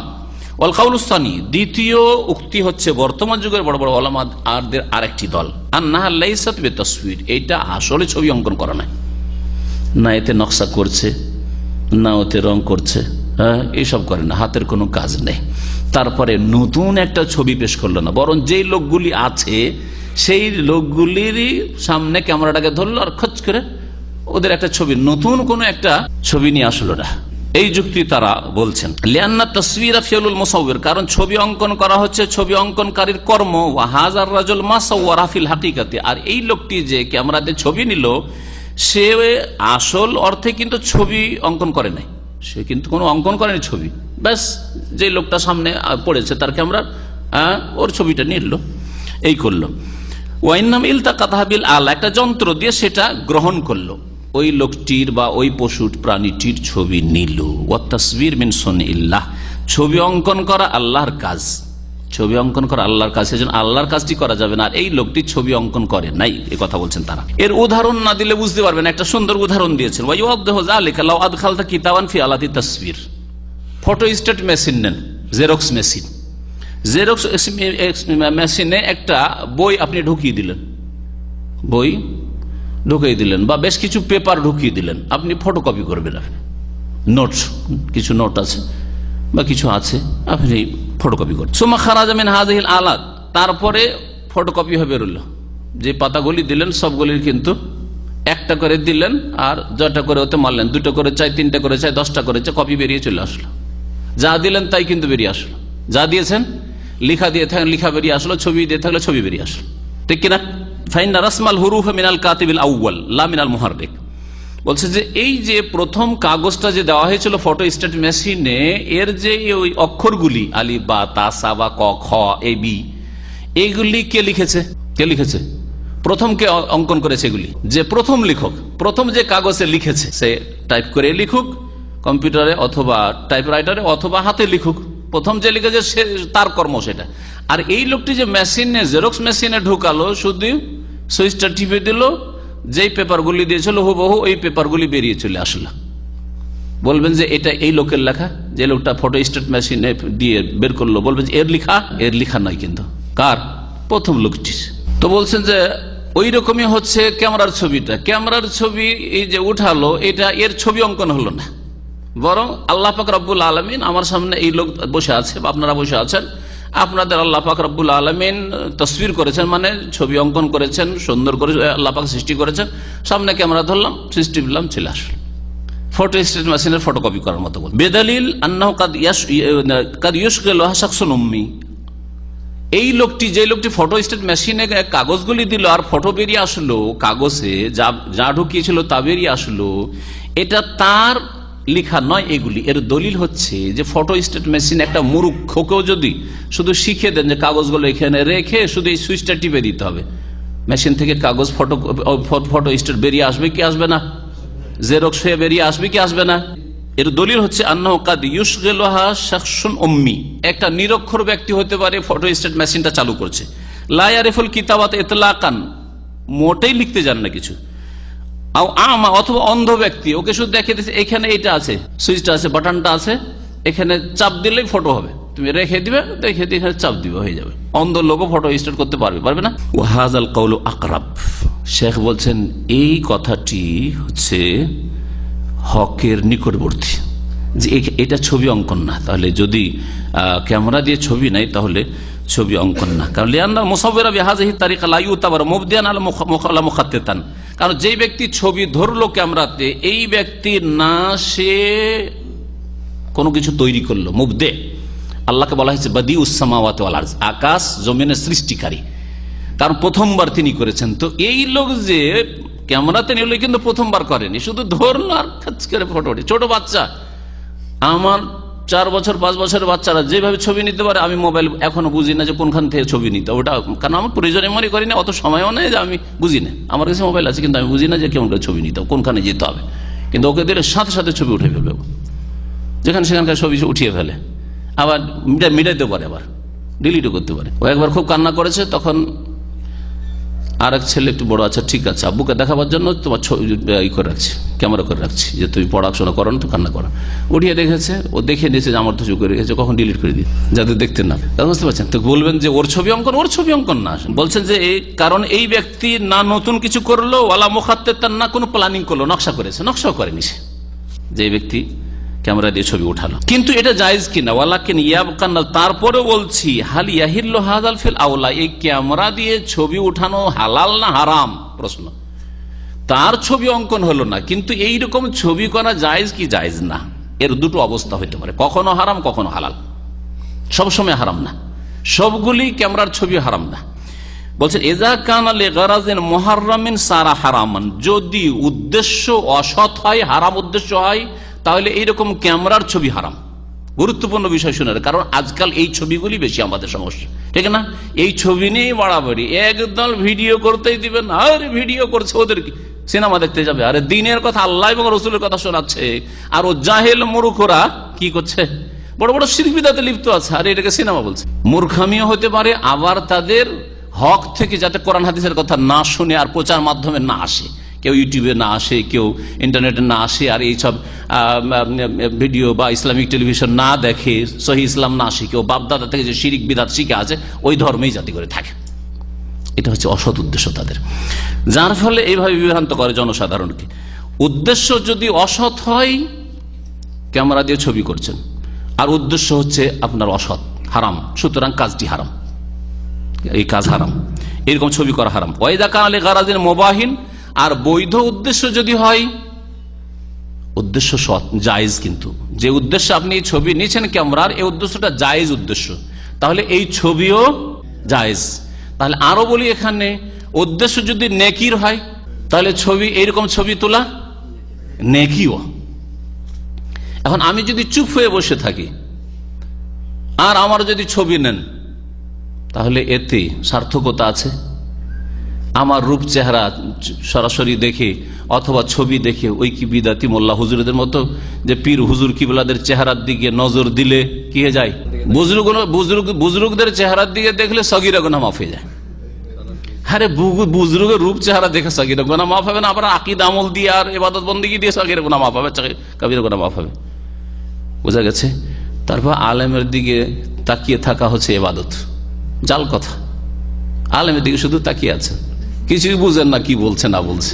আরবি ভাষার খুতবা শুনছেন, জুমার খুতবা আর ঈদের খুতবা আরবি ভাষা শুনছেন, আলেম হুজুর খুতবা দিচ্ছে, খতিবের দিকে তাকিয়ে আছেন, আর ভাবছেন যে মন্ত্র পড়ছে। আমাদের হুজুরে কি বলা মন্ত্র পড়ছে, হিন্দুদের মন্ত্র, বেদের মন্ত্র পড়ার মতো। হ্যাঁ, কি লাভ হইলো? কোনই তো লাভ হইলো না। তাহলে বোঝা গেল, যদি উদ্দেশ্য নেকির থাকে, যে এই ছবি নেওয়ার উদ্দেশ্য হচ্ছে আমার নেকি করা, তাহলে এই ছবি কি হবে? নেকি হবে, ছবি করলে নেকি হবে। তাহলে ক্যামেরাতে ইসলামিক আলোচনা রেকর্ড করা, আর সেটাকে এডিটিং করা, আর সেগুলিকে প্রচার করা, সেগুলিকে আপলোড করা, সেগুলিকে বিভিন্ন মাধ্যম দিয়ে প্রচার করা মানুষের কাছে, উদ্দেশ্য সৎ না অসৎ? উদ্দেশ্য জায়েজ না নেকির উদ্দেশ্য? একটা হচ্ছে অসৎ উদ্দেশ্য, হারাম উদ্দেশ্য, একটা হচ্ছে জায়েজ উদ্দেশ্য, জায়েজ মানে করলেও চলে, না করলেও চলে সমান, আর একটা হচ্ছে নেকি সোয়াবের উদ্দেশ্য। দিন প্রচার, হকের কথা প্রচার, আল্লাহ এবং রসুলের কথা মানুষের ঘরে ঘরে ঢুকে যাক। যারা ফিল্ম দেখছে, যারা নোংরা ছবি দেখছে, তাদের ঘরে ঘরে জবরদস্তি ঢুকে যাক। যেখানে উলঙ্গ ছবি দেখতে আসে ওখানে একটা ইসলামিক বক্তব্য যায় ঢুকে পড়লো। আর আমার কাছে এই 17 বছরের দাওয়াতি জীবনে, 17 বছর এই দাওয়াতি জীবন, তার আগে আমার শিক্ষকতার জীবন ছিল 6-7 বছর, তার আগে তো ছাত্র জীবন। এই 17 বছর সারা পৃথিবী থেকে কত লোক যে টেলিফোন করেছে, যুবকরা, তারা নিজে স্বীকার করেছে যে আমি দেখতামই ব্লু ফিল্ম, নোংরা নোংরা ছবি দেখতাম, হঠাৎ করে ভেসে আসে আপনার ছবি, হঠাৎ করে ভেসে আসে আপনার বক্তব্য, শুনতে শুনতে সব থেকে তওবা করেছে আলহামদুলিল্লাহ পাপ থেকে, আর আপনার বক্তব্য শুনি এখন অনেক লোক, একটা দুটা না। তাহলে উদ্দেশ্য সৎ না অসৎ? শুধু জায়েজ না নেকি? নেকির উদ্দেশ্য, সুতরাং নেকি রয়েছে। শেখের ভাষায় শোনাচ্ছি, বলছেন কেন উদ্দেশ্যের উপর নির্ভরশীল হুকুম, লিআন্নাল ওয়াসাইল লাহা আহকামুল মাকাসিদ, কারণ লক্ষ্য উদ্দেশ্যর ওয়াসাইল, এক হচ্ছে মাধ্যম আর এক হচ্ছে লক্ষ্য উদ্দেশ্য। লক্ষ্য উদ্দেশ্য যেমন হবে তেমন মাধ্যমগুলির হুকুম হবে, এটা একটা কায়দা। আল ওয়াসাইল লাহা আহকামুল মাকাসিদ, এটা প্র্যাকটিক্যাল উদাহরণ দিয়ে বুঝায়। আপনার লক্ষ্য উদ্দেশ্য হচ্ছে উমরায় যাব, আর তার জন্য আপনি নিজের গাড়ি ড্রাইভিং করে যাচ্ছেন। এই গাড়ি ড্রাইভিং করাই সওয়াব আছে না নেই? না শুধু ওই উমরা করাতে সওয়াব আছে? শুধু উমরা করাতে সওয়াব না, আর 1300 কিলোমিটার দাম্মাম থেকে যে আপনি গাড়ি ড্রাইভিং করে গেলেন, এতে সওয়াব পেলেন না? পেলেন না? যেমন মসজিদে যদি নামাজের উদ্দেশ্যে আসি, প্রত্যেক কদমে কদমে নেকি হয়, গুনাহ মাফ হয়, মর্যাদা উঁচা হয়, হয় কি হয় না? মান খারাজা লিতালাবিল ইলম, যদি ইলম তলব করার জন্য কেউ যদি বেরিয়েছে, এখন এটা হচ্ছে ওয়াসাইল, মাধ্যম, এ বেরিয়ে গিয়ে আমি পৌঁছিব এখানে ইলম হাসিল করা যায় ইসলামিক সেন্টারে, ফাওয়া ফি সাবিলিল্লাহ, তাহলে ফি সাবিলিল্লাহ, আল্লাহর রাস্তায় আপনি আছেন। নবী কারীম সাল্লাল্লাহু আলাইহি ওয়াসাল্লাম হাদিস রয়েছে যে তালেব ইলম, কেউ যদি ইলম সন্ধানের জন্য বেরোয়, তাহলে তার পায়ের তলায় ফেরেশতা তার শ্রদ্ধা সম্মানের জন্য ডানা বিছিয়ে দেয়। এখন ইলম শিখতে যায়নি, রাস্তাতে আছে, ডানা বিছাচ্ছে ফেরেশতা, কি জন্য? কারণ উদ্দেশ্য হচ্ছে সৎ উদ্দেশ্যে সে রাস্তাতে ফেরেশতা পর বিছাচ্ছে, ডানা বিছাচ্ছে। বোঝা গেছে? এবারে একটা সৎ উদ্দেশ্যের উদাহরণ দিলাম। অসৎ উদ্দেশ্যের, বাহরাইন যাচ্ছেন অথবা দুবাই যাচ্ছেন অথবা ব্যাংকক যাচ্ছেন, মুসলিম দেশগুলি বাদ দিয়ে একটা ব্যাংককের কথা বলি, ব্যাংকক যাচ্ছেন, অনেকে যান, বিভিন্ন দেশে যান। কি উদ্দেশ্যে যাচ্ছেন ব্যাংকক? বলছে যে ওখানে পানির চাইতে বেশি জেনা ব্যভিচার আর মদ পাওয়া যায়, পানির চাইতে বেশি জেনা ব্যভিচার আর মদ পাওয়া যায়, সেজন্য ব্যাংকক যাচ্ছি। তো আপনার শুধু ওখানে গিয়ে ব্যভিচার করলেই গুনাহ, না যখন বাড়ি থেকে নিয়ত করলেন আর রাস্তায় বেরোছেন কদমে কদমে গুনাহ? হারাম, এই সফরটাই হারাম, আপনার হারাম সফর, এটা হারাম সফর। সমুদ্র বিচে আপনি ঘোরার জন্য, এমনি ঘোরার জন্য যাচ্ছেন, জায়েজ না জায়েজ? শুধু ঘোরার জন্য, যে একটু মনটাকে ফ্রেশ করে আসি, কাজটা লক্ষ্য উদ্দেশ্য কি? মনটা ফ্রেশ করা, মন ফ্রেশ করা জায়েজ, সওয়াবেরও কাজ নয় আর কোনো গুনাহেরও কাজ না। সুতরাং আপনি যে এখান থেকে আপনি কর্নিশে বা সমুদ্র বিচে যাচ্ছেন, এই কাজটি, এই যাওয়াটা আপনার কি জায়েজ। আহকামের যে হুকুম, লক্ষ্য উদ্দেশ্যের মাকসাদের বহুবচন, লক্ষ্য উদ্দেশ্যের যে হুকুম হবে, বিধান হবে, সেটাই তার মাধ্যমের হুকুম হবে, তার মাধ্যমের হুকুম হবে। এখন এটা এখানে ফিট করেন, এখানে ক্যামেরায় এই যে ভিডিও হচ্ছে ইসলামিক আলোচনার, এটা হচ্ছে মাধ্যম না লক্ষ্য উদ্দেশ্য? এটা মাধ্যম, ওসিলা। লক্ষ্য উদ্দেশ্য কি? দাওয়াহ, ইসলাম প্রচার, মানুষের হেদায়েত, আল্লাহর দিনের দিকে মানব জাতিকে ফিরিয়ে নিয়ে আসা, এটা হচ্ছে টার্গেট, লক্ষ্য উদ্দেশ্য। এই টার্গেটে পৌঁছার জন্য ক্যামেরাতে কি করা হচ্ছে? ভিডিও করা হচ্ছে, এটা হচ্ছে ওয়াসিলা। লক্ষ্য উদ্দেশ্য হচ্ছে ইসলাম প্রচার। ইসলাম প্রচার যদি সওয়াবের কাজ হয়, তাহলে এখানে ভিডিও ক্যামেরা করা সওয়াবের কাজ। আর যদি উদ্দেশ্য হয়, যেমন আমরা বোম্বাই স্টুডিওতে আমরা দার্সে কোরআন, তফসিরে কোরআন আমার 30 পারা বোম্বাইয়ের স্টুডিওতে হয়েছে, যেই পাশের স্টুডিওতে একেবারে কাছাকাছি উল্লঙ্ঘ জাঙ্গিয়া সহ, কারণ ওইভাবে অনেক সময় ওরা নেমে যাচ্ছে, দল বেঁধে চলেছে, মাঝে মধ্যে বলার কিছু নেই, কারণ ওরা অন্য পাশের স্টুডিও ভাড়া নিয়েছে। আর আমাদের জন্য, আমাদের ভাইরা, পিস টিভির ভাইরা, তা আমাদের জন্য একটা স্টুডিও ভাড়া নিয়েছে, আর বিশাল স্টুডিওর চত্বর, অনেকগুলি স্টুডিও আছে ওখানে, আপনার বলার ক্ষমতা নেই, ওখানে স্বাধীন, সবাই স্বাধীন ওখানে। আমরা আল্লাহ এবং রসুলের কথা বলার ক্ষেত্রে যেমন স্বাধীন, তারা নোংরামি করার ক্ষেত্রে স্বাধীন। পাশে করছে, বলেন আমরা ওই স্টুডিওতে যে কাজটা করছি সেটার লক্ষ্য উদ্দেশ্য কি? সৎ না অসৎ, নেকি না জায়েজ না গুনাহ? নেকি। সুতরাং আমাদের স্টুডিওতে ওই ক্যামেরা করা, ভিডিও করাটা হচ্ছে নেকির কাজ। আর তাদের উদ্দেশ্য কি? অশ্লীলতা সারা বিশ্বে ছড়িয়ে দেওয়া ফিল্মের মাধ্যমে। ফিল্ম স্টুডিও, ফিল্মিস্তান, নামই ফিল্মিস্তান।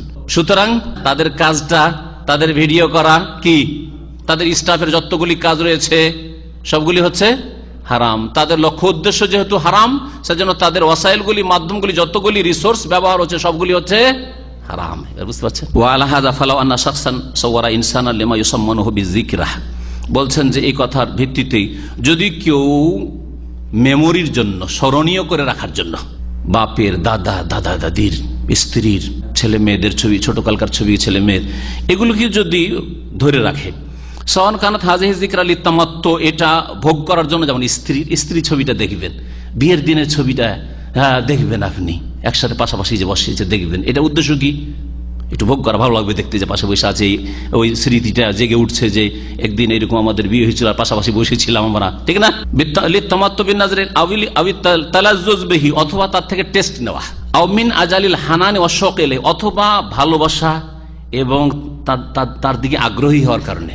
ছেলে মেয়েকে ভালোবাসে, ছেলে মেয়েকে ভালোবাসে, আদর করে, সেজন্য ছোট ছোট বাচ্চাদের ছবি, দেশে গিয়েছেন ছুটি, আর ছোট 6 মাসের 3 মাসের বাচ্চা রেখে এসছেন, ছবিটা নিয়ে এসছেন, বারবার করে দিনে কতবার যে দেখছেন, মোবাইল থেকে বের করে করে দেখছেন, বা অ্যালবাম থেকে বের করে দেখছেন, এরকম দেখছেন। এটা কেমন? এখানে ওই হুকুমটা লাগান, লক্ষ্য উদ্দেশ্য যেমন হবে তেমন হবে মাধ্যমের হুকুম। এই আপনার ছবিগুলি নেওয়া আর সংরক্ষিত করে রাখার হুকুমটা ওই রকমই হবে যেমন লক্ষ্য উদ্দেশ্য হচ্ছে কি করা, ভোগ করা, অথবা ভালোবাসা, আদর ছেলে মেয়েকে করি, এগুলো হচ্ছে লক্ষ্য উদ্দেশ্য।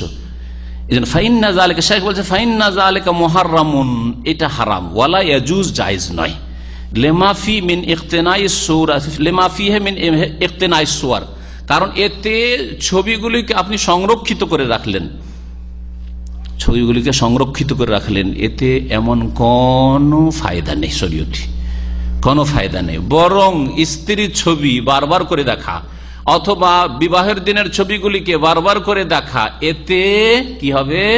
চরিত্র নষ্ট হইতে পারে, বেশি বেশি প্রেম ভালোবাসা জেগে উঠবে, অশান্তি সৃষ্টি হবে, তখন হয় চাকরি বাকরি ছেড়ে পালাবেন, যাই বিবির কাছে যায়, আর না হইলে কি হবে?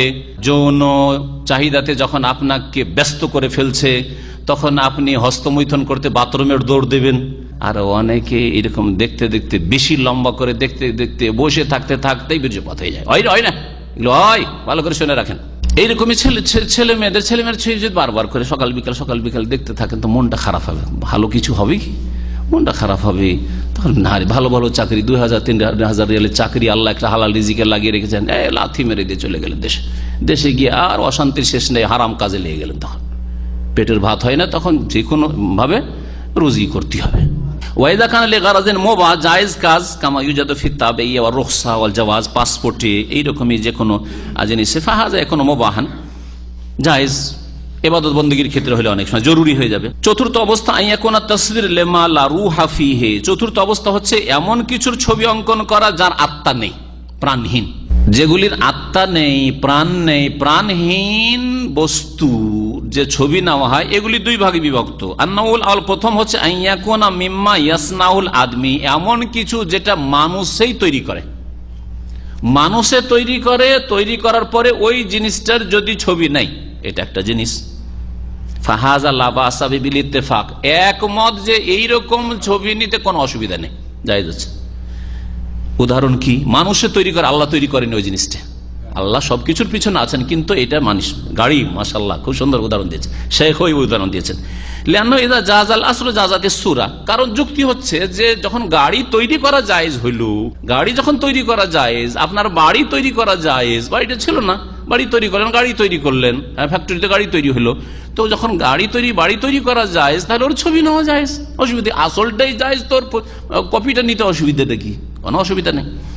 মিসলা ইউসাউবির আল ইনসানু সাইয়ারাতাহু, মানুষ যদি নিজের গাড়িটার ছবি ক্যামেরা দিয়ে সুন্দর লাগছে গাড়িটা, নিজের গাড়ির ছবি নিচ্ছে। হাজা ইয়াজুজ লিআন্না সুন্নাহ আসলে জায়েজ, কারণ আসল গাড়ি তৈরি করাই যখন জায়েজ, তাহলে গাড়ির ফটো নিতে অসুবিধা নেই, ওটাও জায়েজ। আর নাওসে দ্বিতীয় প্রকার হচ্ছে মালা ইয়াসনাহুল আদমি, এমন কিছু যেটা মানুষ তৈরি করেনি, ওয়াইন্নামা ইয়াখলুকুহুল্লাহ, আল্লাহ সৃষ্টি করেন, মানুষ কিন্তু তৈরি করেনি। ফাহাজা নাওয়ান, ওটাও দুই রকম হতে পারে।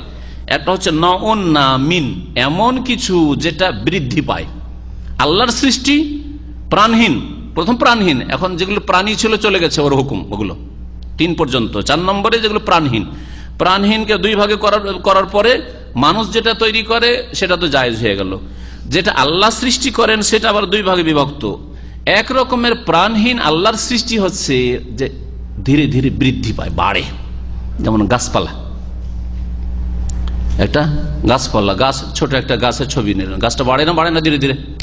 আর এক রকম আল্লাহর সৃষ্টি আছে যেগুলো বাড়ে না, পাহাড় ওহদ নবী সাল্লাল্লাহু মানে যত উঁচা ছিল এখন ওইরকম না, বাড়ছে, বাড়ে না।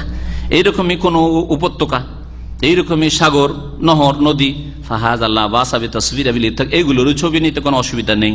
ও আম্মান নাউল্লাযী ইয়ানমু, তবে ওই রকমের প্রাণহীন বস্তু আল্লাহর সৃষ্টি, প্রাণহীন বস্তু আল্লাহর সৃষ্টি, আর যেটা বৃদ্ধি পায়, বাড়ে, এই রকমের ছবি নেওয়া জায়েজ কি জায়েজ নয়? কি উদাহরণ দিলাম এর? হ্যাঁ, গাছ। তাহলে গাছের ছবি নেওয়া যাবে কি যাবে না? বলছেন এই বিষয়ে কিন্তু ওলামাদের ইখতিলাফ রয়েছে। অধিকাংশ ওলামারা জায়েজ বলেছেন, জমহুর আহলিল ইলমি আলা জাওয়াজে তাসবিরি, এইরকম ছবি, গাছের ছবি নেওয়া জায়েজ অধিকাংশ ওলামাদের নিকটই। কারণ হাদিসে রয়েছে যে প্রাণ দিতে আল্লাহ কিয়ামত দিন বলবেন, আর ওর তো প্রাণ নেই। সালাফে সালেহিন থেকে বেশ কিছু, আর খালাফ, আর এখনো কিছু ওলামা এরকম আছেন যারা বলছেন যে এটা জায়েজ। এলামানে তাসবিরহি, যেসব আল্লাহর সৃষ্টি প্রাণহীন কিন্তু বৃদ্ধি পায়, বাড়ে, সেগুলি ছবি নেওয়া জায়েজ নয়। তারা বলছেন যে হাদিস হচ্ছে ওমান আজলাম, ওর চাইতে বড় জালেম কে হইতো? প্রথম হাদিসটি, ওই ব্যক্তির চাইতে ইয়াখলুকু খালকি, যেই ব্যক্তি আমার সৃষ্টি করার মতো সৃষ্টি করতে যায়। আল্লাহ গাছ সৃষ্টি করেছেন, আমার গাছের মতো করে গাছের ছবি নিতে যায়। এই দলিলটা, এই হাদিসটা পেশ করেছেন।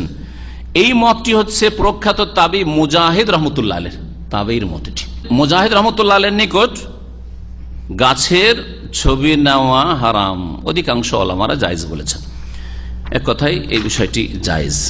যারা ছবি অঙ্কন করে তাদের শাস্তি সম্পর্কে একটু শুনে। এক হাদিস প্রমাণ করে আসাদুন্নাসে আযাবান, সবচাইতে কঠোর শাস্তি হবে ছবি অঙ্কনকারীদের। দ্বিতীয় হাদিস প্রমাণ করে যে আন্নাল্লাহ ইয়াজআলুল্লাহু ফি কুল্লি সূরাতিন নাফসান, প্রত্যেকটি ছবির বিনিময়ে একটা করে আত্মা আল্লাহ পাক তৈরি করে দিবেন, আর সেই আত্মাকে আযাব হতে থাকবে। ওর এতগুলি আত্মা, যতগুলি ছবি অঙ্কন করেছে ততগুলি আত্মা দিয়ে আল্লাহ পাক আযাব দেবেন জাহান্নামের আগুনে। 3 নম্বর শাস্তি হচ্ছে যে আল্লাহ পাক তাকে কিয়ামতের দায়িত্ব দেবেন যে তুমি যখন ছবি অঙ্কন করেছো, প্রাণ বিশিষ্ট ছবি, তাহলে তাতে কি করো? আত্মা সঞ্চার করো। ওয়ালাইসা বিনাফিখিন, আত্মা সঞ্চার করতে পারবেন। 4 নম্বর শাস্তি যে কুল্লু মুসাউওয়িরি ফিন্নার, ছবি অঙ্কনকারী জাহান্নামে জ্বলবে।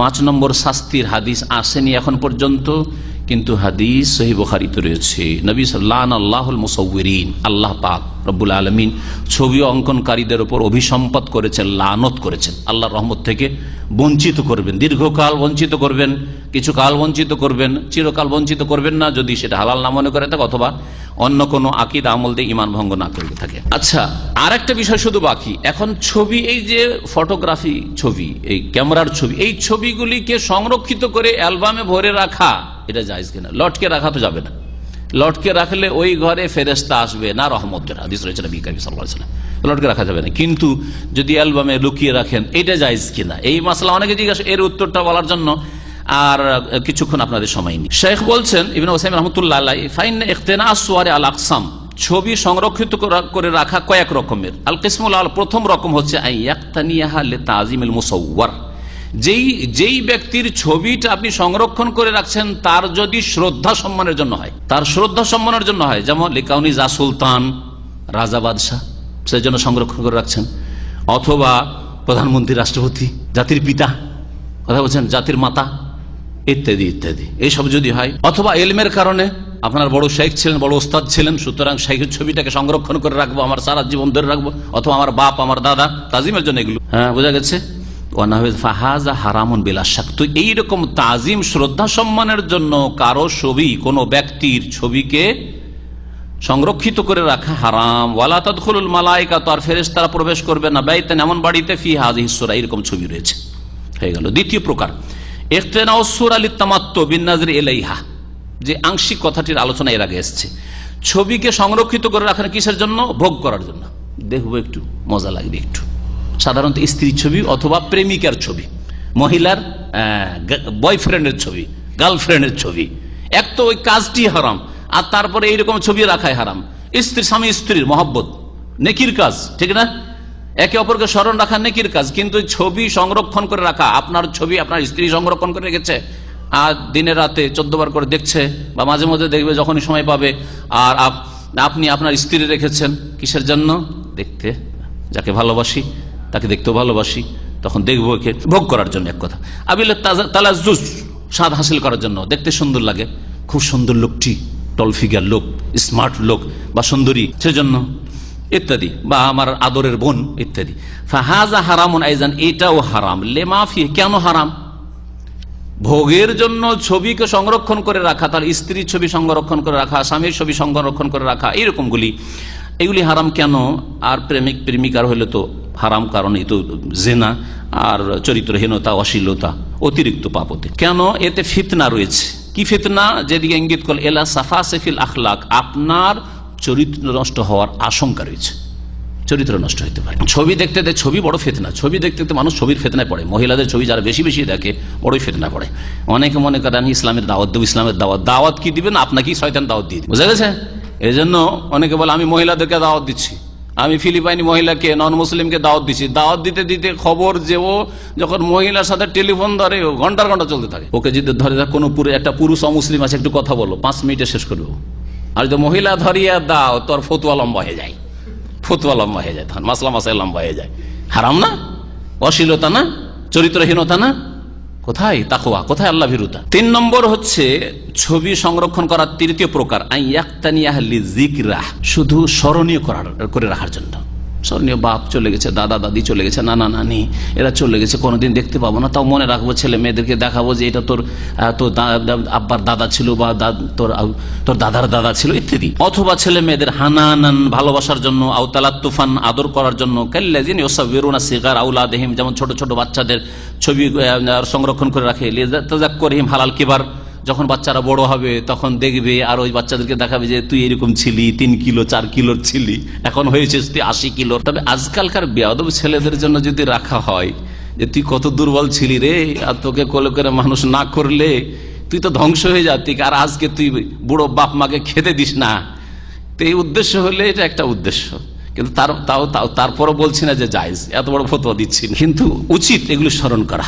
জি, ওগুলো নিজের ছেলে দেখলে বুঝতে পারে, যখন নিজের ছেলে মেয়ে হবে তখন বুঝতে পারে যে আমি আমার ছেলে মেয়ের জন্য কত কষ্ট করছি, এরকম আমার জন্য আমার বাপ মা কষ্ট করেছে। শেখ বলছেন ফাহাজা আইজান হারাম, কারণ এটাও হারাম। ছেলে মেয়েদের আদরের জন্য, স্নেহের জন্য, আর স্মরণ করব, বড় হবে ছেলেরা তখন দেখবো, দেখাবো, এটাও হারাম, কারণ এই শাস্তির মধ্যে শামিল, ফেরেশতা ওই বাড়িতে প্রবেশ করে না। চতুর্থ প্রকারের ছবি সংরক্ষণ করা, লালে রাগবাতিন ফিহা ইতলাকান, আগ্রহের জন্য না, ভালোবাসে না, আর শ্রদ্ধা সম্মানও করে না, ওইসব কিছু না, আর ভোগ করা উদ্দেশ্য নয়, বরং কিসের জন্য? ওয়ালাকিন্নাহা তাতি তাবআন লিগাইরিহা, অন্য কিছুর সাথে আনুষঙ্গিক ছবি চলে আসে। যেমন একটা গুরুত্বপূর্ণ পেপার আছে, ওই পেপারে যে বিষয়টি আলোচনা করা হয়েছে সেটা আপনার জন্য আগামীতে কাজ দিবে, এই টপিকসটা। তো ওই পেপারের বিষয়বস্তুটাকে সংরক্ষণ করার জন্য ওখানে দেখছেন যে রাইটারের ছবি দেওয়া আছে বা কিছু ছবি দেওয়া আছে, এইরকম যদি হয় বলে ছবি কেটে ফেলে দেবো, যদি উল্টো পৃষ্ঠে কথা থাকে, গুরুত্বপূর্ণ কথা থাকে, কেমন করে কেটে ফেলবেন? অনেক সময় সম্ভব হয় না। পত্রপত্রিকার ছবি, ম্যাগাজিন বা নিউজ পেপারের ছবি যদি রাখার প্রয়োজন হয়, দলিল প্রমাণ হিসাবে রাখতে হইতে পারে অনেক সময়। এই ক্ষেত্রে কাল্লাতি তাকুনু ফিল মাজাল্লাত, যেগুলি ম্যাগাজিন অসহফ আর যেগুলি নিউজ পেপারে হয়ে থাকে, ওয়ালা ইয়াকসুদুহাল মুক্তানি, উদ্দেশ্য ছবি রাখা না, উদ্দেশ্য হচ্ছে ওতে যে বিষয়টা রয়েছে সেটা রাখা, তাহলে এই ক্ষেত্রে ফাজাহির আন্না হাযা লা বাসা বিহি, এতে কোনো আপত্তি নেই, জায়েজ, কারণ লক্ষ্য উদ্দেশ্য ছবি সংরক্ষণ করা নাই। তবে যদি সেটা নিশ্চিহ্ন করা সম্ভব হয়, লাকিন ইন আমকানা তামসুহা বিলা হারাজিন ওয়ালা মাশাক্কা ফাহুয়া আউলা, তাহলে উত্তম হলো যে আপনি ছবিটা কেটে ফেলে দিয়ে কোনো অসুবিধা, ছবিকে সরাই দেন আর বাকি অংশটুকু রাখেন। পঞ্চম প্রকারের ছবি সংরক্ষণ হচ্ছে আইয়াক্তানিয়া সুওয়ার আলা ওয়াজহিন তাকুনু ফিহি মুহানাতুন মুলকা ছবি রাখলো সংরক্ষণ করে, কিন্তু অবমাননাকর অবস্থায়। বাচ্চারা গড়াচ্ছে, এদিক ওদিক লাথি মারছে, খেলাধুলা করছে, বা ওর উপরে শুইছে, ওর উপরে বসছে, মাথা রাখছে, শুইছে, বালিশের খোলে রয়েছে, বালিশের খোল বলেন না, বালিশের কভার, অথবা বেডশিটে রয়েছে, এইরকম যদি হয় তাহলে, অথবা যেখানে জুতো রাখেন ওইখানে এটা ছবি আছে, জুতো রাখেন, জুতো মুছেন, এসব এতে কার্পেট এরকম কোথাও রয়েছে। ফাহাজ আল্লাহ ইনদা জুমহুরিল উলামা, অধিকাংশ ওলামাদের নিকটে এগুলিতে জায়েজ, এগুলিতে জায়েজ। ওয়া হাল ইউলহাকু বিযালিকা লিবাসু মা ফিহি সুওয়ার বা সূরা, যদি আপনি যে কাপড় পরছেন সেই কাপড়ে, গেঞ্জিগুলিতে আজকাল ছবি আসছে, বিভিন্ন খেলাড়ি যাদেরকে বলা হয়, লিআন্না ফি যালিকা ইমতিহানাল লিসসূরা, কারণ এইভাবে যদি অবমাননাকর অবস্থায় রাখেন, কোনো শ্রদ্ধা নেই, সম্মান নেই, মহব্বত নেই, আদরও নেই, এমনি রাখছেন, গড়াগড়ি করছে সব, তাহলে জায়েজ। ওয়ালা সিমা ইযা কানাতিল মালাবিসু দাখিলিয়া, আন্ডারপ্যান্টের ভিতরে যদি থাকে, জাঙ্গিয়াতে রয়েছে, গেঞ্জিতে রয়েছে ভিতরে, কিন্তু যদি প্রকাশ পায় না, জায়েজ নাই। শেখ অবশ্য বলছেন যে লা ইউলহাকু বিযালিক বাল লিবাসু মা ফিহি সুওয়ার, যেসব পোশাকে ছবি রয়েছে সেই সব পোশাক পরা হারাম, মুহাররামুন আলা সিগার, ছোট বাচ্চারাই হোক অথবা বড়রা হোক, হারাম। বিছানায় পড়ে রয়েছে, বেডশিটে আছে, বালিশের কভারে আছে, সেটা আলাদা। অথবা বাচ্চারা যে খেলনাগুলি আজকাল রয়েছে, খেলনাগুলি এদিক থেকে ওইদিকে লাথি মারছে, ফুটবলে রয়েছে, দিল লাথি ফুটবল, ওইদিকে ফুটবলে কারো কোনো একটা ছবি আছে, গরু ছাগলের বা মানুষের ছবি আছে, অসুবিধা নেই, কিন্তু লেবাস পোশাকে চলবে না। ফুকাহায়ে কেরাম বলেছে বেতাহরিমে লেবাসে মা ফিহি সূরা, এমন পোশাক পরা হারাম যে পোশাকে ছবি রয়েছে। আল কিসমুস সাদিস, 6 নম্বর ছবি সংরক্ষণ করা, ছবি সংরক্ষণের 6ষ্ঠ প্রকার, আইয়ালজা ইলা ইখতিনাইহা ইলজাআন, যদি বাধ্য হয় ছবি সংরক্ষণ করতে, ছবিটাকে সংরক্ষণ করে রাখা আপনার জন্য বাধ্যতামূলক। কাসসুয়ার আল্লাতী তাকুনু ফি বিতাকাতি ইসবাতি শাখসিয়্যা, আপনার আইডি কার্ড, ড্রাইভিং লাইসেন্স, অথবা এই ধরনের আপনার যেমন আজকাল এখানকার ইকামা, পাসপোর্ট, এগুলিতে পুরাতন পাসপোর্ট অনেক সময় প্রয়োজন হয়ে যায়। দেখান কতদিন থেকে আপনার পাসপোর্ট আছে, আপনাকে সরকার পাসপোর্ট কতদিন দিয়ে রেখেছে, আপনি প্রমাণ করেন, তাহলে পুরাতন পাসপোর্ট এবারে ছবি রাখছেন, যদিও পাসপোর্ট ক্যান্সেল করা হয়েছে, তারপরে প্রয়োজন রয়েছে এই পাসপোর্টের, তো যদি এইসব রাখেন। এইরকমই হচ্ছে সার্টিফিকেটে অনেক সময় ছবি, আপনার যে ইউনিভার্সিটি সার্টিফিকেট দিচ্ছে ছবি হয়তো ওতে আছে, থাকতে পারে, আপনি সার্টিফিকেট নষ্ট করতে পারবেন না।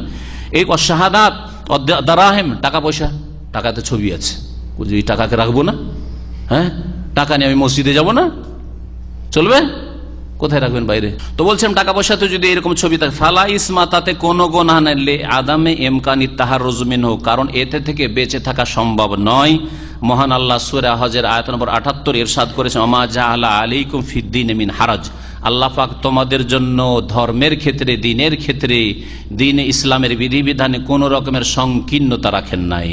আল্লাহ পাক রব্বুল আলামিন যেন আমাদেরকে দ্বীন ইসলাম জানার তৌফিক দান করেন, মেনে চলার তৌফিক দান করেন। আল্লাহ পাক রব্বুল ছবির বিষয়টি যে বিশেষ করে বিস্তারিত আলোচনা করলাম, এতে থেকে আমাকে উপকৃত করেন, আমার পরিবার পরিজনকে উপকৃত করেন, আমার দ্বীনী ভাই বোনদেরকে উপকৃত করেন, সারা বিশ্বের সমস্ত মানুষকে আল্লাহ পাক রব্বুল আলামিন যেন উপকৃত করেন। আর যদি কোন ভুল ভ্রান্তি আমাদের হয়, আল্লাহ যেন সমস্ত গুনাহ খাতা আমাদের ভুল ভ্রান্তি মাফ করে দেন। আল্লাহ পাক রব্বুল আলামিন অতীতের গুনাহ খাতা মাফ করে দেন, হারাম কথা কাজ থেকে বেঁচে থাকার যেন তৌফিক দান করেন। আল্লাহ পাক রব্বুল আমাদের দুনিয়া আখিরাতে যেন সার্বিক কল্যাণ দান করেন, জান্নাতুল ফিরদৌস আমাদেরকে দান করেন, জাহান্নামের আযাব থেকে আমাদেরকে যেন নাজাত দান করেন। রব্বানা লা তুআখিযনা ইন নাসিনা ওয়া আখতানা রব্বানা ওয়া লা তাহমিল আলাইনা ইসরান কামা হামালতাহু আলাল লাযিনা মিন ক্বাবলিনা রব্বানা ওয়া লা তুহাম্মিলনা মা লা তাকাতা লানা বিহি ওয়া'ফু আন্না ওয়াগফির লানা ওয়ারহামনা আনতা মাওলানা ফানসুরনা আলাল কওমিল কাফিরিন।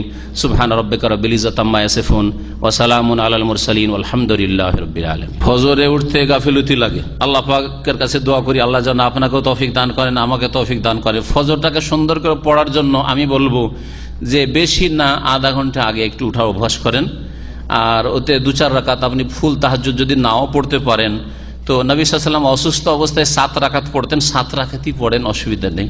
নবী সাল্লাল্লাহু আলাইহি ওয়াসাল্লাম লম্বা পড়তেন, আপনি সংক্ষেপে যেমন সুন্নাত নামাজগুলি পড়ছেন ওই রকমই 2 রাকাত পড়তে 4 মিনিট লাগে, 4 মিনিট করে 5 মিনিট করেই ধরেন, তাহলে কত লাগে? 7 রাকাত নামাজ, 4×7 = 28, আধা ঘন্টার বেশি লাগবে না। আধা ঘন্টা আগে উঠে যাওয়ার অভ্যাস করেন, দেখবেন যে আল্লাহ আপনাকে ধীরে ধীরে এমন তৌফিক দিবেন যে ফজরের নামাজ জামাত সহকারে সুন্দর পড়তে পারবেন। কারণ আগে থেকে আপনার আধা ঘন্টা আগে আপনার অ্যালার্ম লাগিয়ে উঠার অভ্যাস রয়েছে, সুতরাং ফজর কখনো আপনার ছুটে যাবে না। তাসাউফ সম্পর্কে সঠিক ইসলামিক ধারণা, সুফিবাদ এবং ইসলাম, অনেক শাইখদের আলোচনা ইন্টারনেটে আছে, আমারও আছে মনে হয়। আর তারপরে পীরতন্ত্র নামে আমার আলোচনা আছে। পীরতন্ত্রটাই হচ্ছে সুফিবাদ, ওই আলোচনাটা আমার শুনে নেবেন। এছাড়া অন্য শাইখদেরও রয়েছে। আর যদি চরমনায়ের 6 ঘন্টা বা ছয়টা আলোচনা, 6.5 ঘন্টা 8-9 ঘন্টা আছে, ওটা যদি শুনে নেন তো ওইটাই হচ্ছে সুফিবাদ। ওটাই হচ্ছে সুফিবাদ। তার দুনিয়া আখেরাতে কি অবস্থা তা বুঝতে পারবে। কোথাও ঘুরতে গিয়ে নিজের প্রতিছবি, শখ করা ছবি তোলা হারাম। এই যে সাফার ওপর, মারোয়ার উপর, হজে তফে তুলছে, এরা দুনিয়াদার, এরা ইবাদত করতে আসে নাই। এদেরকে দেখলে বড়ই অসন্তুষ্ট হই আমি, আর বড় খারাপ লাগে। একজন মুমিন বান্দা অসন্তুষ্ট, আল্লাহ অবশ্যই অসন্তুষ্ট হন। এরা এসছে কি করতে? খেল তামাশা করার জন্য এসছে এখানে। তো এইরকম কখনো ছবি তুলবেন না। সাফা মারোয়া থেকে যদি ছবি তুলেন, আমি সাফা মারোয়ায় দাঁড়িয়ে আছি, ছবি তুলছি, কেন? তাহলে আপনার ইবাদতে খুশুটা কোথায় আসবে? আমি তো মনে করি যে খুশু আসবে। ওই জায়গায় একটু কান্না করবেন, দোয়া করবেন, না ছবি তোলায় মাতবেন।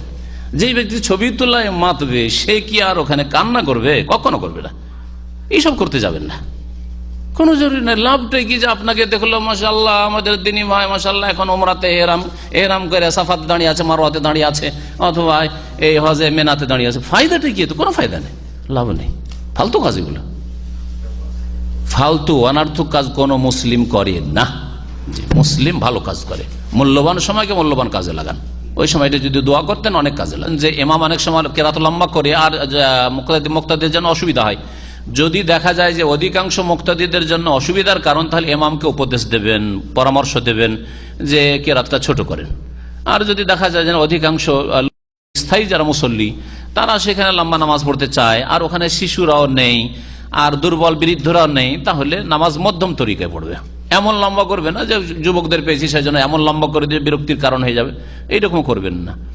জি, আর এমন করবেন না যে আজকাল ফজর নামাজ 3 আয়াত দিয়ে শেষ। আমাকে আজকাল ফজর নামাজ পড়তে খুব কষ্টই লাগে, কারণ 3 আয়াত দিয়ে শেষ।